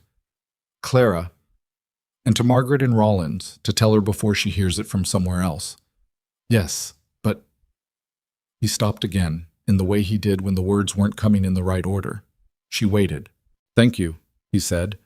Came out a little rougher than his usual careful delivery, the way things did when they'd been held for a while. "For all of it. The documentation, the filing, you built the case. You did that." "We built it," Clara said. "I provided the property records. You built the case." He held her gaze in that direct way he had, that quality of full attention she'd noticed from the first week. "I want to be accurate about that." She looked at the table for a moment. "I was angry," she said. "It was a useful thing to be. Most people would have been angry and left. I'm not most people." "No," he said quietly. "You're not." The kitchen held the morning light and the sound of Lily's off-key singing from the barn and the particular quality of a moment that has weight in it, and Clara found something to do with the accounts so she wouldn't have to decide what to do with the rest of it. It was Mrs. Hennessy who found the letter. Not the marshal's letter, a different one, older. She found it while helping her sister clear out a storage room above the general store, where apparently years of miscellaneous Iron Creek had accumulated in boxes and trunks, and the kind of domestic archaeology that accumulates in a town that has been in one place long enough to forget what it's kept. She brought it to Clara on a Friday afternoon, holding it carefully by the edges, with an expression that mixed apology with something that was hard to name. "I don't know what to do with this," she said. I thought you should see it first, before I decided anything." It was a letter in Ruth Mercer's handwriting. Claire had seen Ruth's handwriting in the household ledgers, the old system she'd been trying to maintain after her death, and she recognized it immediately. It was addressed not to anyone specific, but in the format of a personal journal entry, or a letter never sent, dated 14 months before Ruth died. Clara read it once. Then she read it again. "Where was this?" she said. "In a box of things Ruth brought to the store 3 years ago to donate to the women's social. Some of it got mixed in with other things. It's been sitting up there since. Clara set the letter on the table between them and looked at it. Have you read it? I have, Mrs. Hennessy said without apology. I needed to know what it was before I brought it to you. The letter was, in its way, an ordinary thing. A woman writing down what she was afraid to say out loud. The kind of thing people write when they need to put words somewhere outside their own head. Ruth had written about the ranch, about Lily, about Ethan, and the weight she knew her illness was going to leave on him. She had written about her own fear of what came after, not for herself but for them, for the two people she was going to leave behind in a house that would go quiet. Toward the end of the letter she had written, I keep thinking about Ethan alone in that kitchen in the winter. He'll manage the work. He always manages the work, but the house will go cold in ways that have nothing to do with the weather. Lily needs someone patient, someone who will be honest with her without being hard. I keep thinking, whoever that is, wherever she comes from, I hope she's kind enough to let Lily be exactly who she is, and strong enough to stand next to Ethan without disappearing into him. I hope she knows her own worth before she arrives. I think that matters. Clara read those lines 3 times. It wasn't meant for anyone, Mrs. Hennessy said quietly. She was just thinking out loud, on paper, the way people do. Yes. But when I read it, after everything that's happened, Mrs. Hennessy paused. I'm not saying it means anything. I'm not a superstitious woman. Neither am I, Clara said. They looked at the letter together for a moment. I think Ethan should see it, Clara said finally. I thought you'd say that. I thought you should be the one to decide. Mrs. Hennessy picked up her basket. It's yours to do with what you think is right. She left, and Clara sat alone with the letter for a long time. She was a practical woman. She had spent her adult life solving problems with the materials available, building solutions from what was actually there rather than what she wished was there. She did not believe that a letter written by a dying woman and lost in a storage room above a general store was a message delivered by anything other than circumstance and the disorganized nature of donated goods. And yet, she thought about the specific words. Knows her own worth before she arrives. She thought about arriving at this ranch with $11.40 and a set of fraudulent letters, and the belief, which she'd had to rebuild from the ground up over 4 months, that what had happened to her did not define what she was worth. She folded the letter carefully and put it in her coat pocket. She showed it to Ethan that evening after Lily was in bed. She set it on the table in front of him without explaining what it was, because she thought he deserved to find out the same way she had, by reading it, without preparation. She sat across from him and watched his face while he read. He read it slowly. He read it twice. When he set it down, he didn't say anything immediately, and Clara didn't fill the silence. The lamp on the table cast the particular yellow light that made the kitchen feel smaller and warmer than it was in daylight, and somewhere in the walls the house made the settling sounds it made at night. Ethan sat with Ruth's letter under his hands and looked at the table. She wrote this 14 months before she died, he said. Yes. She never showed it to me. No. He was quiet again. Clara could see him working through something, the way he worked through things. Not visibly, not with much expression, but with that quality of deep internal sorting that she'd learned to recognize in him. She wasn't writing about you, he said finally. She couldn't have been. She didn't know you. Of course not. It's a coincidence. Yes, Clara said. That's what it is. He looked up at her. But, I didn't say but. You didn't have to. He studied her. What do you think about it? Clara looked at the letter. I think Ruth was a woman who knew her husband and her daughter very well, and she thought carefully about what they would need, and she described something specific. She paused. Whether it means anything beyond that is not something I can know. What did you feel when you read it? It was a direct question. He asked those sometimes, cutting through the surrounding material to the thing he actually wanted to know. She'd learned to answer them the same way. Like something had been witnessed, she said, like someone who knew this place and these people had looked ahead and seen something. Not me specifically, but the kind of thing that was needed here. She looked at him, and I thought, I've been that thing. Whatever else is uncertain, I've been that. Ethan held her gaze for a long moment. You have, he said. It wasn't a concession or a courtesy.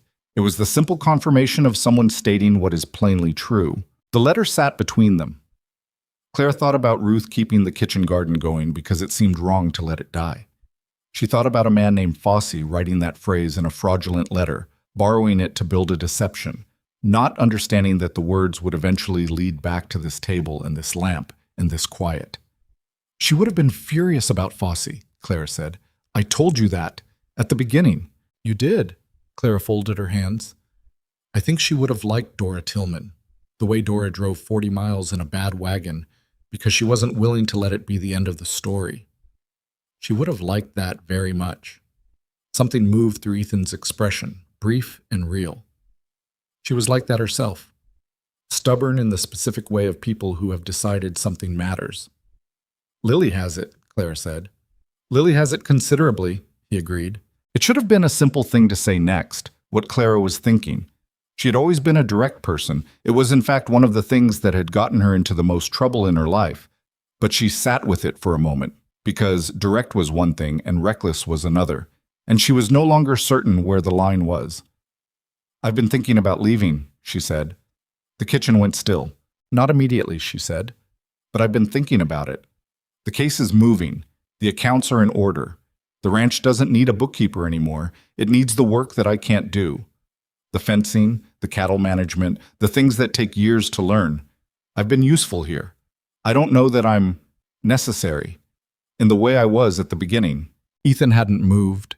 He was looking at her with the still, attentive expression she knew well, but underneath it was something she couldn't entirely read. Where would you go? He said. I don't know yet. There are teaching positions opening in Laramie in the fall. I've been corresponding with the county board. They don't know my history with the Millhaven School Board, and my record before that was good. It's possible. Laramie is 3 days from here. Yes. He was quiet. The lamp flickered slightly in a draft from somewhere and then steadied. Is that what you want? He said. Laramie? She thought about the word want. It was a word she'd been careful with for a long time. Careful in the way you get when want has led you somewhere difficult. The want that had made the fraudulent letters convincing. The want for something she hadn't let herself name directly. She was still careful with it.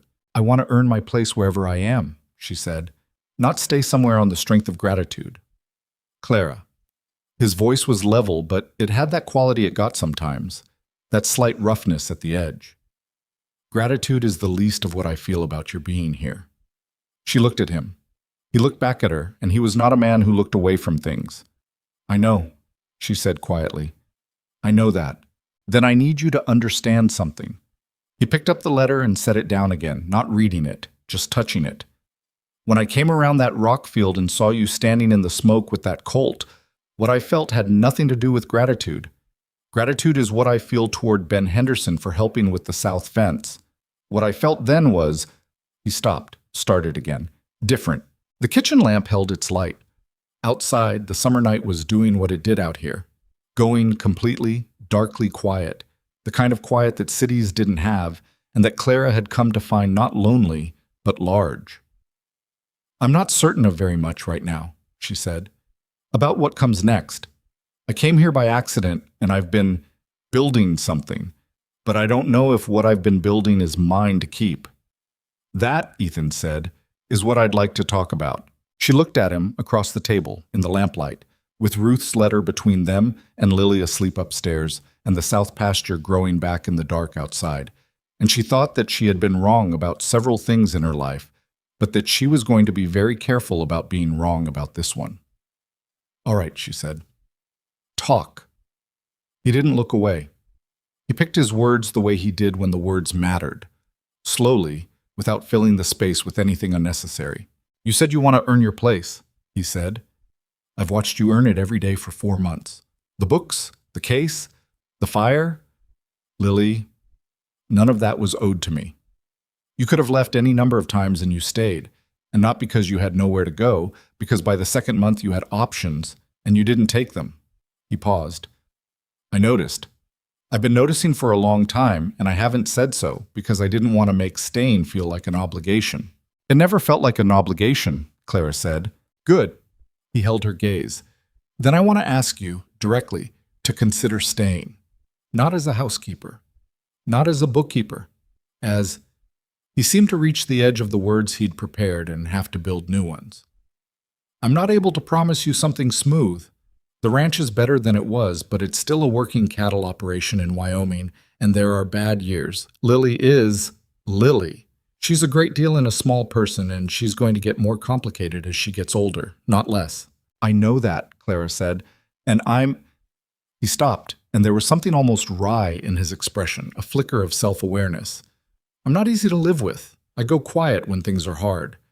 I forget to eat when I'm working. I held on to the wrong version of those account books for over a year because I didn't want to look at them closely. He looked at the table. Ruth used to say I treated problems like fence posts.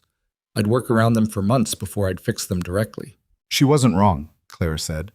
He looked up. I've noticed, she said, with the small, careful honesty she'd been building toward for weeks.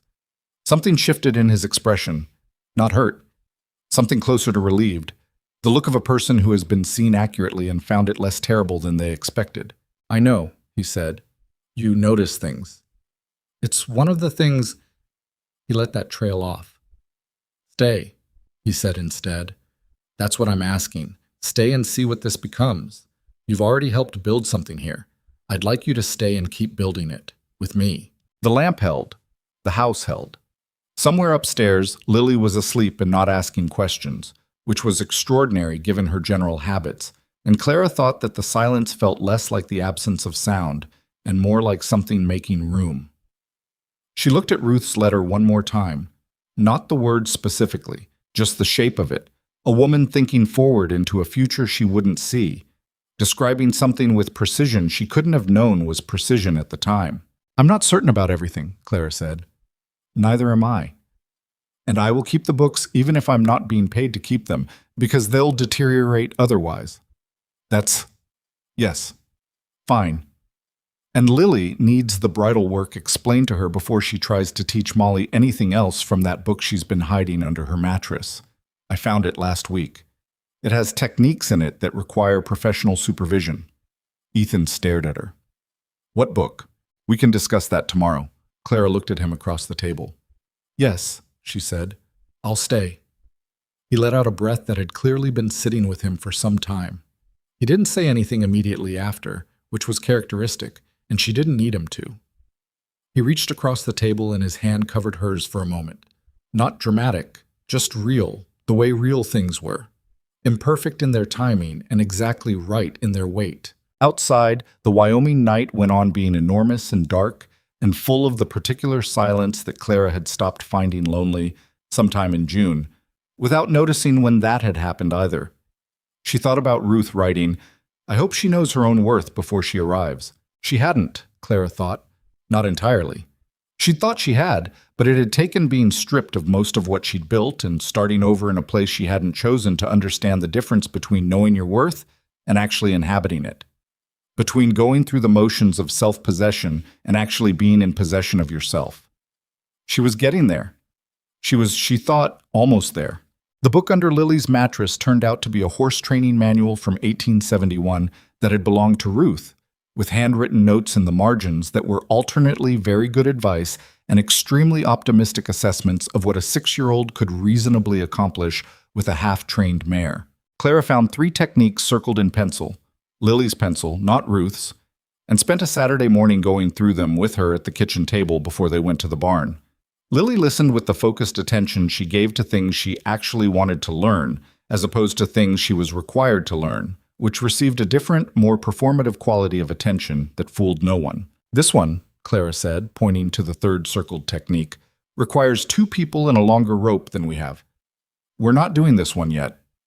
But yet, Clara said, which means eventually, which means not now.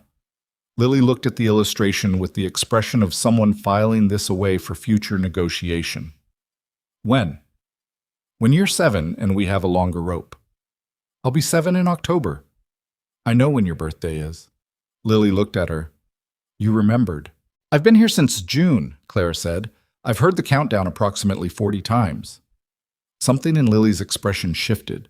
Subtle, the way her expressions often were when something landed differently than she expected.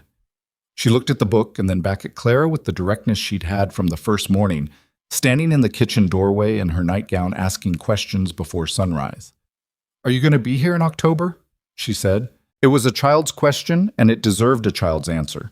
Clear, without the qualifications adults used when they were afraid of their own words. Clara had been afraid of her own words for a long time. She was working on that. "Yes, she said. "I'm going to be here in October." Lily held this for a moment. Then she nodded, once, with the gravity of someone receiving official confirmation of something they'd already decided to believe. She pushed back from the table. "Let's go to the barn," she said, and carried the book under her arm like it was settled, which it was. The summer moved through August in the way Wyoming summers did, quickly, like something that knew it was borrowed time. The south pasture began to come back in late July, the grass tentative at first and then committed. And by the middle of August, the burned line was visible mainly as a slightly different shade of green where the new growth was.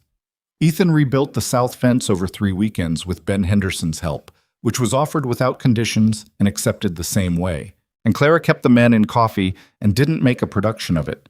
Between her and Ethan, things moved at the pace they moved, which was not fast and not without its complications, but which had a quality of being genuinely built rather than assumed.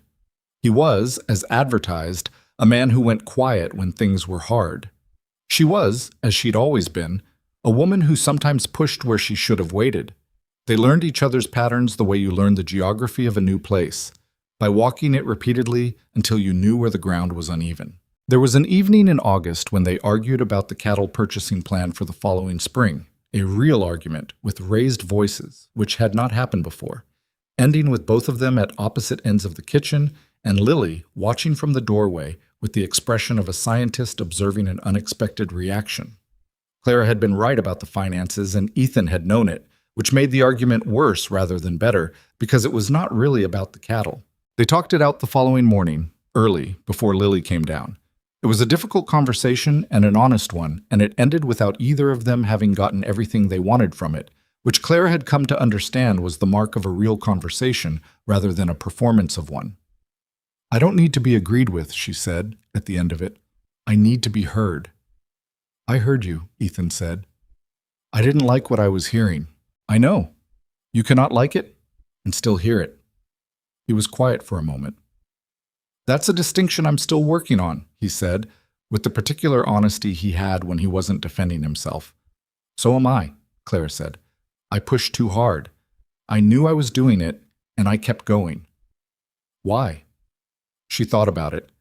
"Because I'm used to having to push twice as hard as seems reasonable to get something considered at all.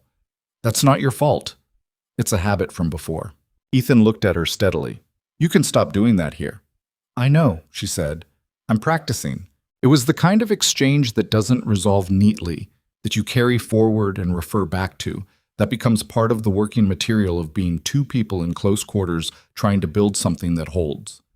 Clara had thought once that a good relationship was one where things went smoothly. She had revised this. A good relationship was one where the rough parts didn't break you, where you could have the argument and come back to the kitchen table the next morning and still be able to look at each other clearly. She was still learning, so was he. That, she had decided, was sufficient. The deposition in Cheyenne happened in September. Clara and Dora Tillman rode the train together from Iron Creek, which required Dora to come north first and spend a night at the ranch, which she did without ceremony, arriving with a covered dish and the information that she'd spent the previous month corresponding with Margaret Cole in Rollins, and that Margaret was sending a written statement even though she couldn't travel in person. Lily took to Dora immediately, which surprised no one, and showed her the horse bowing trick before supper. "That's remarkable," Dora said, with the sincerity of someone who genuinely found it remarkable. "It took most of an afternoon," Lily said. "You have to wait until they decide they want to." "Most things work that way," Dora said. Lily considered this with the expression of someone adding it to an ongoing internal catalog. Claire caught Ethan's eye across the paddock, and he looked away quickly, but not before she saw that he was quietly trying not to smile. The deposition itself was not what Clara had imagined, and not as difficult as she'd feared and harder than she'd prepared for, which was how most things were. She sat in a small room in the territorial court building in Cheyenne and answered questions for 3 hours from a man named Deputy Marshal Carver, who was thorough and patient and treated both her and Dora with the specific courtesy of someone who had done this before and understood that the doing of it had a cost. She laid out the letters, the documentation, the supplier fraud, the false property descriptions, the connections to Fosse's time on the Land Commission. She answered questions about her own journey, her arrival, the discovery that the groom didn't exist. She was asked to describe her emotional state at various points, which she did accurately and without embellishment, because embellishment was not what this needed. Dora went after her. Clara waited in the hall outside and listened to the muffled shape of Dora's voice through the door. She couldn't make out words, but she could hear the steadiness of it, the way it didn't waver. And she thought about Dora driving 40 miles in a worn-out wagon because she'd decided the story wasn't over. Afterward, they ate at a restaurant near the station, a real restaurant, with cloth napkins and 3 courses, which Clara paid for because it was her idea, and Dora argued about it briefly and then accepted gracefully. They sat across from each other in the late afternoon and were quiet for a moment in the particular way of people who have just done something difficult together. "How do you feel?" Dora said. "Tired," Clara said. "Steady, like something has been set down in the right place." She looked at the window, at Cheyenne passing outside it, all forward momentum and Main Street activity.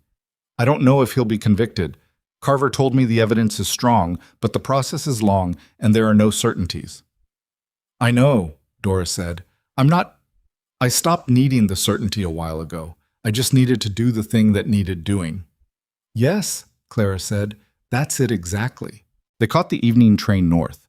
Dora slept in the seat across from Clara, her head against the window, and Clara watched Wyoming go past in the dark. The flatness of it, the enormous sky, the occasional light of a farmstead looking very small and very steady against all that dark. She thought about what she'd said to the deputy marshal when he asked if she'd been permanently damaged by the experience. She'd thought about the question for a moment before answering, and then she'd said no, that what had happened was a crime committed against her and it had consequences, real ones. But the damage was not the permanent kind, and she knew the difference because she'd been paying attention to herself. She'd meant it. She still meant it, sitting in the dark on a northbound train, going back to a ranch that had started as the greatest mistake of her life, and somewhere along the way had become something else entirely. That was the thing about accidents. They didn't ask your permission. They just happened, and then you had to decide what to do with where you'd landed. Gerald Fosse was convicted in November. The trial lasted 9 days. Clara was not required to attend in person. Her deposition served as testimony. But she read the letters from Deputy Marshal Carver as they came, each one a careful accounting of how the trial was progressing. And she kept Dora and Margaret Cole informed by post. Ethan read each letter over her shoulder and said little, which was how he processed things that mattered, and Lily asked approximately once a day whether the bad man was going to be in trouble, to which the answer for 9 days was, "We're still waiting," and on the 10th day became yes. Fosse received 4 years in the territorial penitentiary. The sentence was, as Carver had predicted, not as long as the crimes warranted because the territorial court in 1880 had a limited imagination for the specific harm of this particular crime. It did not have a category that adequately captured what it meant to deceive women into traveling across the frontier alone on false promises. Clara noted this in the letter she wrote to Dora and Margaret, not bitterly but accurately, because accuracy was what she owed them. "It is not enough," she wrote. "It is also not nothing. And the next time someone does this, because there will be a next time, because there always is, there will be a case on record, a precedent, a shape the court already knows. We made that. I want you both to understand that we made that." She did not hear back from Margaret for 2 weeks, and when she did, the letter was short and said mostly, "Thank you for not letting it be the last word." She kept that letter in the household accounts folder, which was not where it logically belonged, but was the folder she opened most often. They married in October on a Saturday, 2 weeks after Lily turned 7. It was not elaborate. There was no reason for it to be elaborate, and neither of them wanted elaborate. They were practical people who had each been through enough to know that the value of a thing was not in the production of it. The county magistrate came out from town. Mrs. Hennessy and Vera Vance were there, and Ben Henderson and his wife, and Dora Tillman had made the trip north again, Arriving the day before with her covered dish and a new dress she'd made herself, and the information that she'd been offered a teaching position in Bitter Creek that she was considering accepting. "You should take it," Clara said that evening, the two of them sitting on the porch, while Ethan and Lily did something in the barn that involved a rope and what sounded like negotiation. "I know," Dora said. "I've mostly decided. I just needed to say it out loud somewhere safe." Clara looked at her. "This is safe." Dora looked out at the Wyoming evening. "How does it feel?" she said. "Staying." Clara thought about the question seriously because Dora asked things seriously and deserved the same in return. "Like I built it," she said. "Not like it was given to me. Like there's a difference between those two things, and I finally know what it is." "There is a difference," Dora said. "A significant one. The things you build, you understand," Clara said. "You know which boards took 3 tries to get level. You know where the weak spots are. You can't be talked out of them because you were there for the whole of it." Dora was quiet for a moment. "I want that," she said. "I know you do," Clara said. "Take the teaching job. Start from where you are." The ceremony itself was short, which suited them. The magistrate said the necessary words, and they said theirs, and Lily stood beside them in a dress she had agreed to wear under protest, and had then decided she liked, and she held a bunch of wildflowers she'd picked herself that morning with the seriousness of someone fulfilling an important office. When it was done, she looked up at Clara with an expression that was trying to be neutral and wasn't entirely succeeding, and Clara put her hand on the top of Lily's head for a moment, and Lily leaned into it. Mrs. Hennessy had brought food.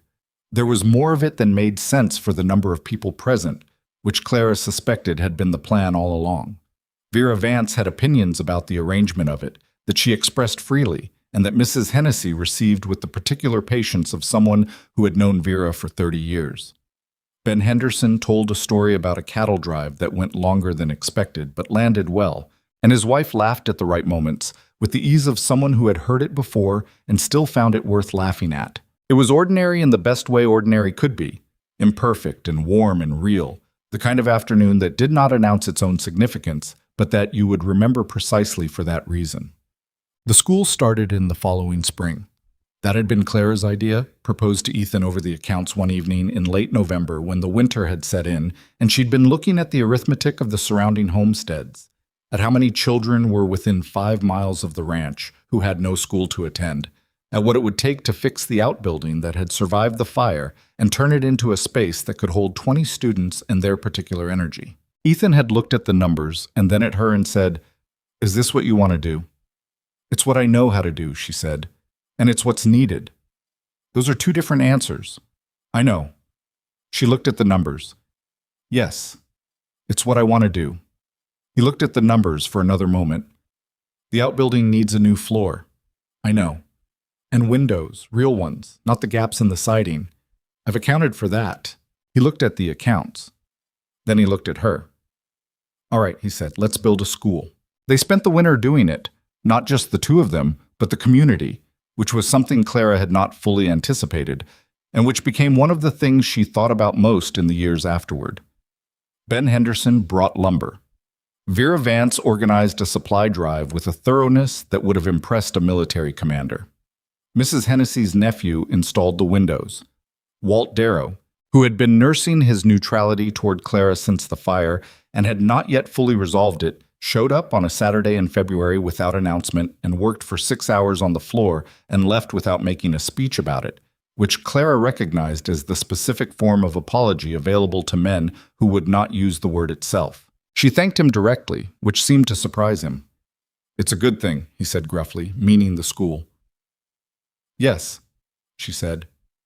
"It is." He left, and she went back inside, and Lily was watching from the window with the expression of a child who had witnessed something she would be processing for a while. "Did Mr. Darrow help?" Lily said. "He did." "He wasn't very nice to you before." "No," Clara said. "He wasn't." Lily considered this. "Do you forgive him?" It was a child's question, clear and direct, aimed at the center of the thing. Clara thought about it honestly. "I don't know yet," she said, "but I don't carry it around with me anymore. That's probably a start." Lily seemed to find this acceptable. She went back to whatever she'd been doing, which involved the barn cat's latest batch of kittens and a complicated territorial arrangement she'd been negotiating with them all morning. The school opened in April, with 17 children on the first day and 22 by the end of the first week, because word traveled and the frontier had no shortage of families who wanted something better for their children than the intermittent options available. Clara taught reading and arithmetic and a little history, and she did it the way she'd always believed teaching should be done, meeting each child where they were, not where she wished they were, demanding effort and accepting imperfection, refusing to mistake compliance for understanding. Lily was in the third row. She had lobbied to sit in the first row, and Clara had told her that would be a conflict of interest. And Lily had said, "What does conflict of interest mean?" And Clara had explained it, and Lily had said that doesn't seem fair, and Clara had said life sometimes wasn't, and Lily had gone to the third row with dignity. She was, as Clara had predicted to Ethan, becoming something particular. She was sharp and stubborn and genuinely kind in the specific way of children who have learned that kindness is a choice rather than a reflex. She asked hard questions and accepted hard answers and pushed back when she thought something was wrong, and sometimes she was right and sometimes she wasn't, but she was always honest, and Clara had come to believe that honesty was the material that everything else was built from. Ethan watched his daughter in the way parents watch their children when they think they're not being observed, with that unguarded, quiet attention, the specific, helpless love of someone who has been given something they know they can't protect completely. Clara caught him watching sometimes and understood it completely because she watched Lily the same way. In May, a letter came from Deputy Marshal Carver in Cheyenne. It was not about the Fossey case, which was closed. It was about a woman named Alice Reardon in the town of Douglas, who had arrived to marry a man who didn't exist, found herself stranded, and asked at the county sheriff's office whether anyone knew what to do. The sheriff had contacted Carver. Carver had written to Clara. "I told her your story," he wrote. "Not all of it, but enough. I told her there was a woman in Iron Creek who had been through the same and come out the other side of it in good shape. I hope you don't mind. She could use someone to write to." Clara read the letter twice. Then she carried it out to where Ethan was working on the north fence, the perpetual enterprise of the north fence, which seemed to require attention every season without exception. And she handed it to him. He read it. He handed it back. "What do you want to do?" he said. "Write to her," Clara said. "Obviously." "Obviously," he agreed. She wrote that evening at the kitchen table after Lily had gone to bed. She'd never been a person who struggled with what to say. She had always known her own mind. But she sat for a moment before she started, because this letter was the kind that mattered. She did not write about fate. She did not write about things happening for a reason. She was a practical woman, and she knew the difference between a comforting story and a true one, and Alice Reardon deserved a true one. She wrote, "What happened to you was a crime, and the fact that it was done skillfully does not mean you should have seen through it. You were careful, and you were deceived. Those two things are not in contradiction." She wrote, "I know what it feels like to stand in front of a place you were told would be your future and discover the future isn't there. It is one of the most destabilizing experiences I have had, and I have had several. What I can tell you is that the solid ground is still underneath you, even when you can't feel it.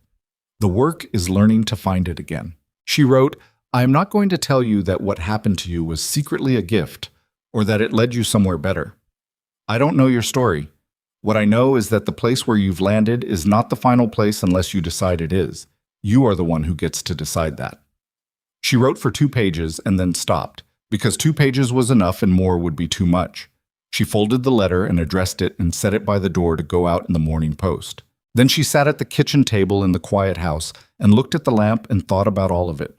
Not in a sweeping, conclusive way, because she was not a woman who dealt in sweeping conclusions. She thought about it specifically.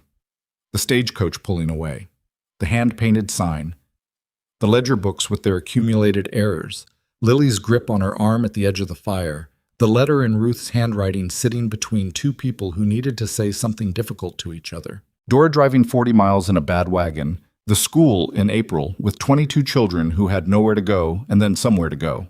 She thought about what she'd written to Alice Reardon. The place where you've landed is not the final place unless you decide it is. She had landed here by accident. That was the plain truth of it, and she had never been someone who needed the plain truth dressed up as something more. She had not been guided here. She had not been meant to find this place. She had made a mistake, a careful, considered mistake based on false information, and the mistake had put her on a road that ended somewhere she could not have found any other way. The difference between where she'd started and where she was now was not luck or fate or any force she could name. It was the sum of 1,000 small decisions made after the accident. To ask for shelter instead of walking back to town, to look at the ledger books instead of leaving them alone, to go through the gap in the fence line, to stay when she could have left, to build what could be built from what was there. That was the only real thing she knew, and she had come to think it was enough. That you did not control where you landed, but you controlled every step after. That belonging was not assigned. Not by the town's opinion, not by a dead woman's letter, not by any circumstance you arrived in. You built it deliberately, with your own choices, day after day, until one morning you woke up and it was simply true. She had woken up that morning and it was simply true. She blew out the lamp and went upstairs to the room that was hers, in the house that was hers, and slept the sleep of someone who had done the work and knew it. Lily mastered the third circled technique in the horse manual in November, 2 weeks after her 7th birthday. She did it with a longer rope they'd acquired specifically for the purpose, and with Clara standing by for professional supervision, and Molly performed it with the stoic cooperation of a horse who had decided this particular person was worth humoring. Lily looked up from Molly's completed bow with an expression of pure satisfaction. "You can tell me I told you so," she said. "I told you so," Clara said. "You waited until you were 7 and we had the rope." "I told you eventually meant eventually," Lily said. "You did." Molly straightened up and nosed at Lily's pocket, where she knew there were carrots, and Lily produced one with the air of someone fulfilling a contractual obligation. The barn was warm in the November cold, the smell of hay and animals and the approaching winter, and through the open door the Iron Creek Ranch spread out in the late afternoon light. The rebuilt south fence, the kitchen garden gone dormant for the season, the school building at the edge of the property with its real windows catching the last of the sun. Ethan came around this corner of the barn with a coil of rope over his shoulder, and the look of a man who had just spent an hour doing something that had not gone according to plan, which was a look Clara knew well enough to interpret accurately. "North fence," she said. "North fence," he confirmed. "Same post as last spring?"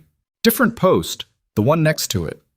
He dropped the coil and looked at Molly's bow with the expression of someone who has been hearing about this for a month. "Did it work?" "It worked," Lily said. "Good."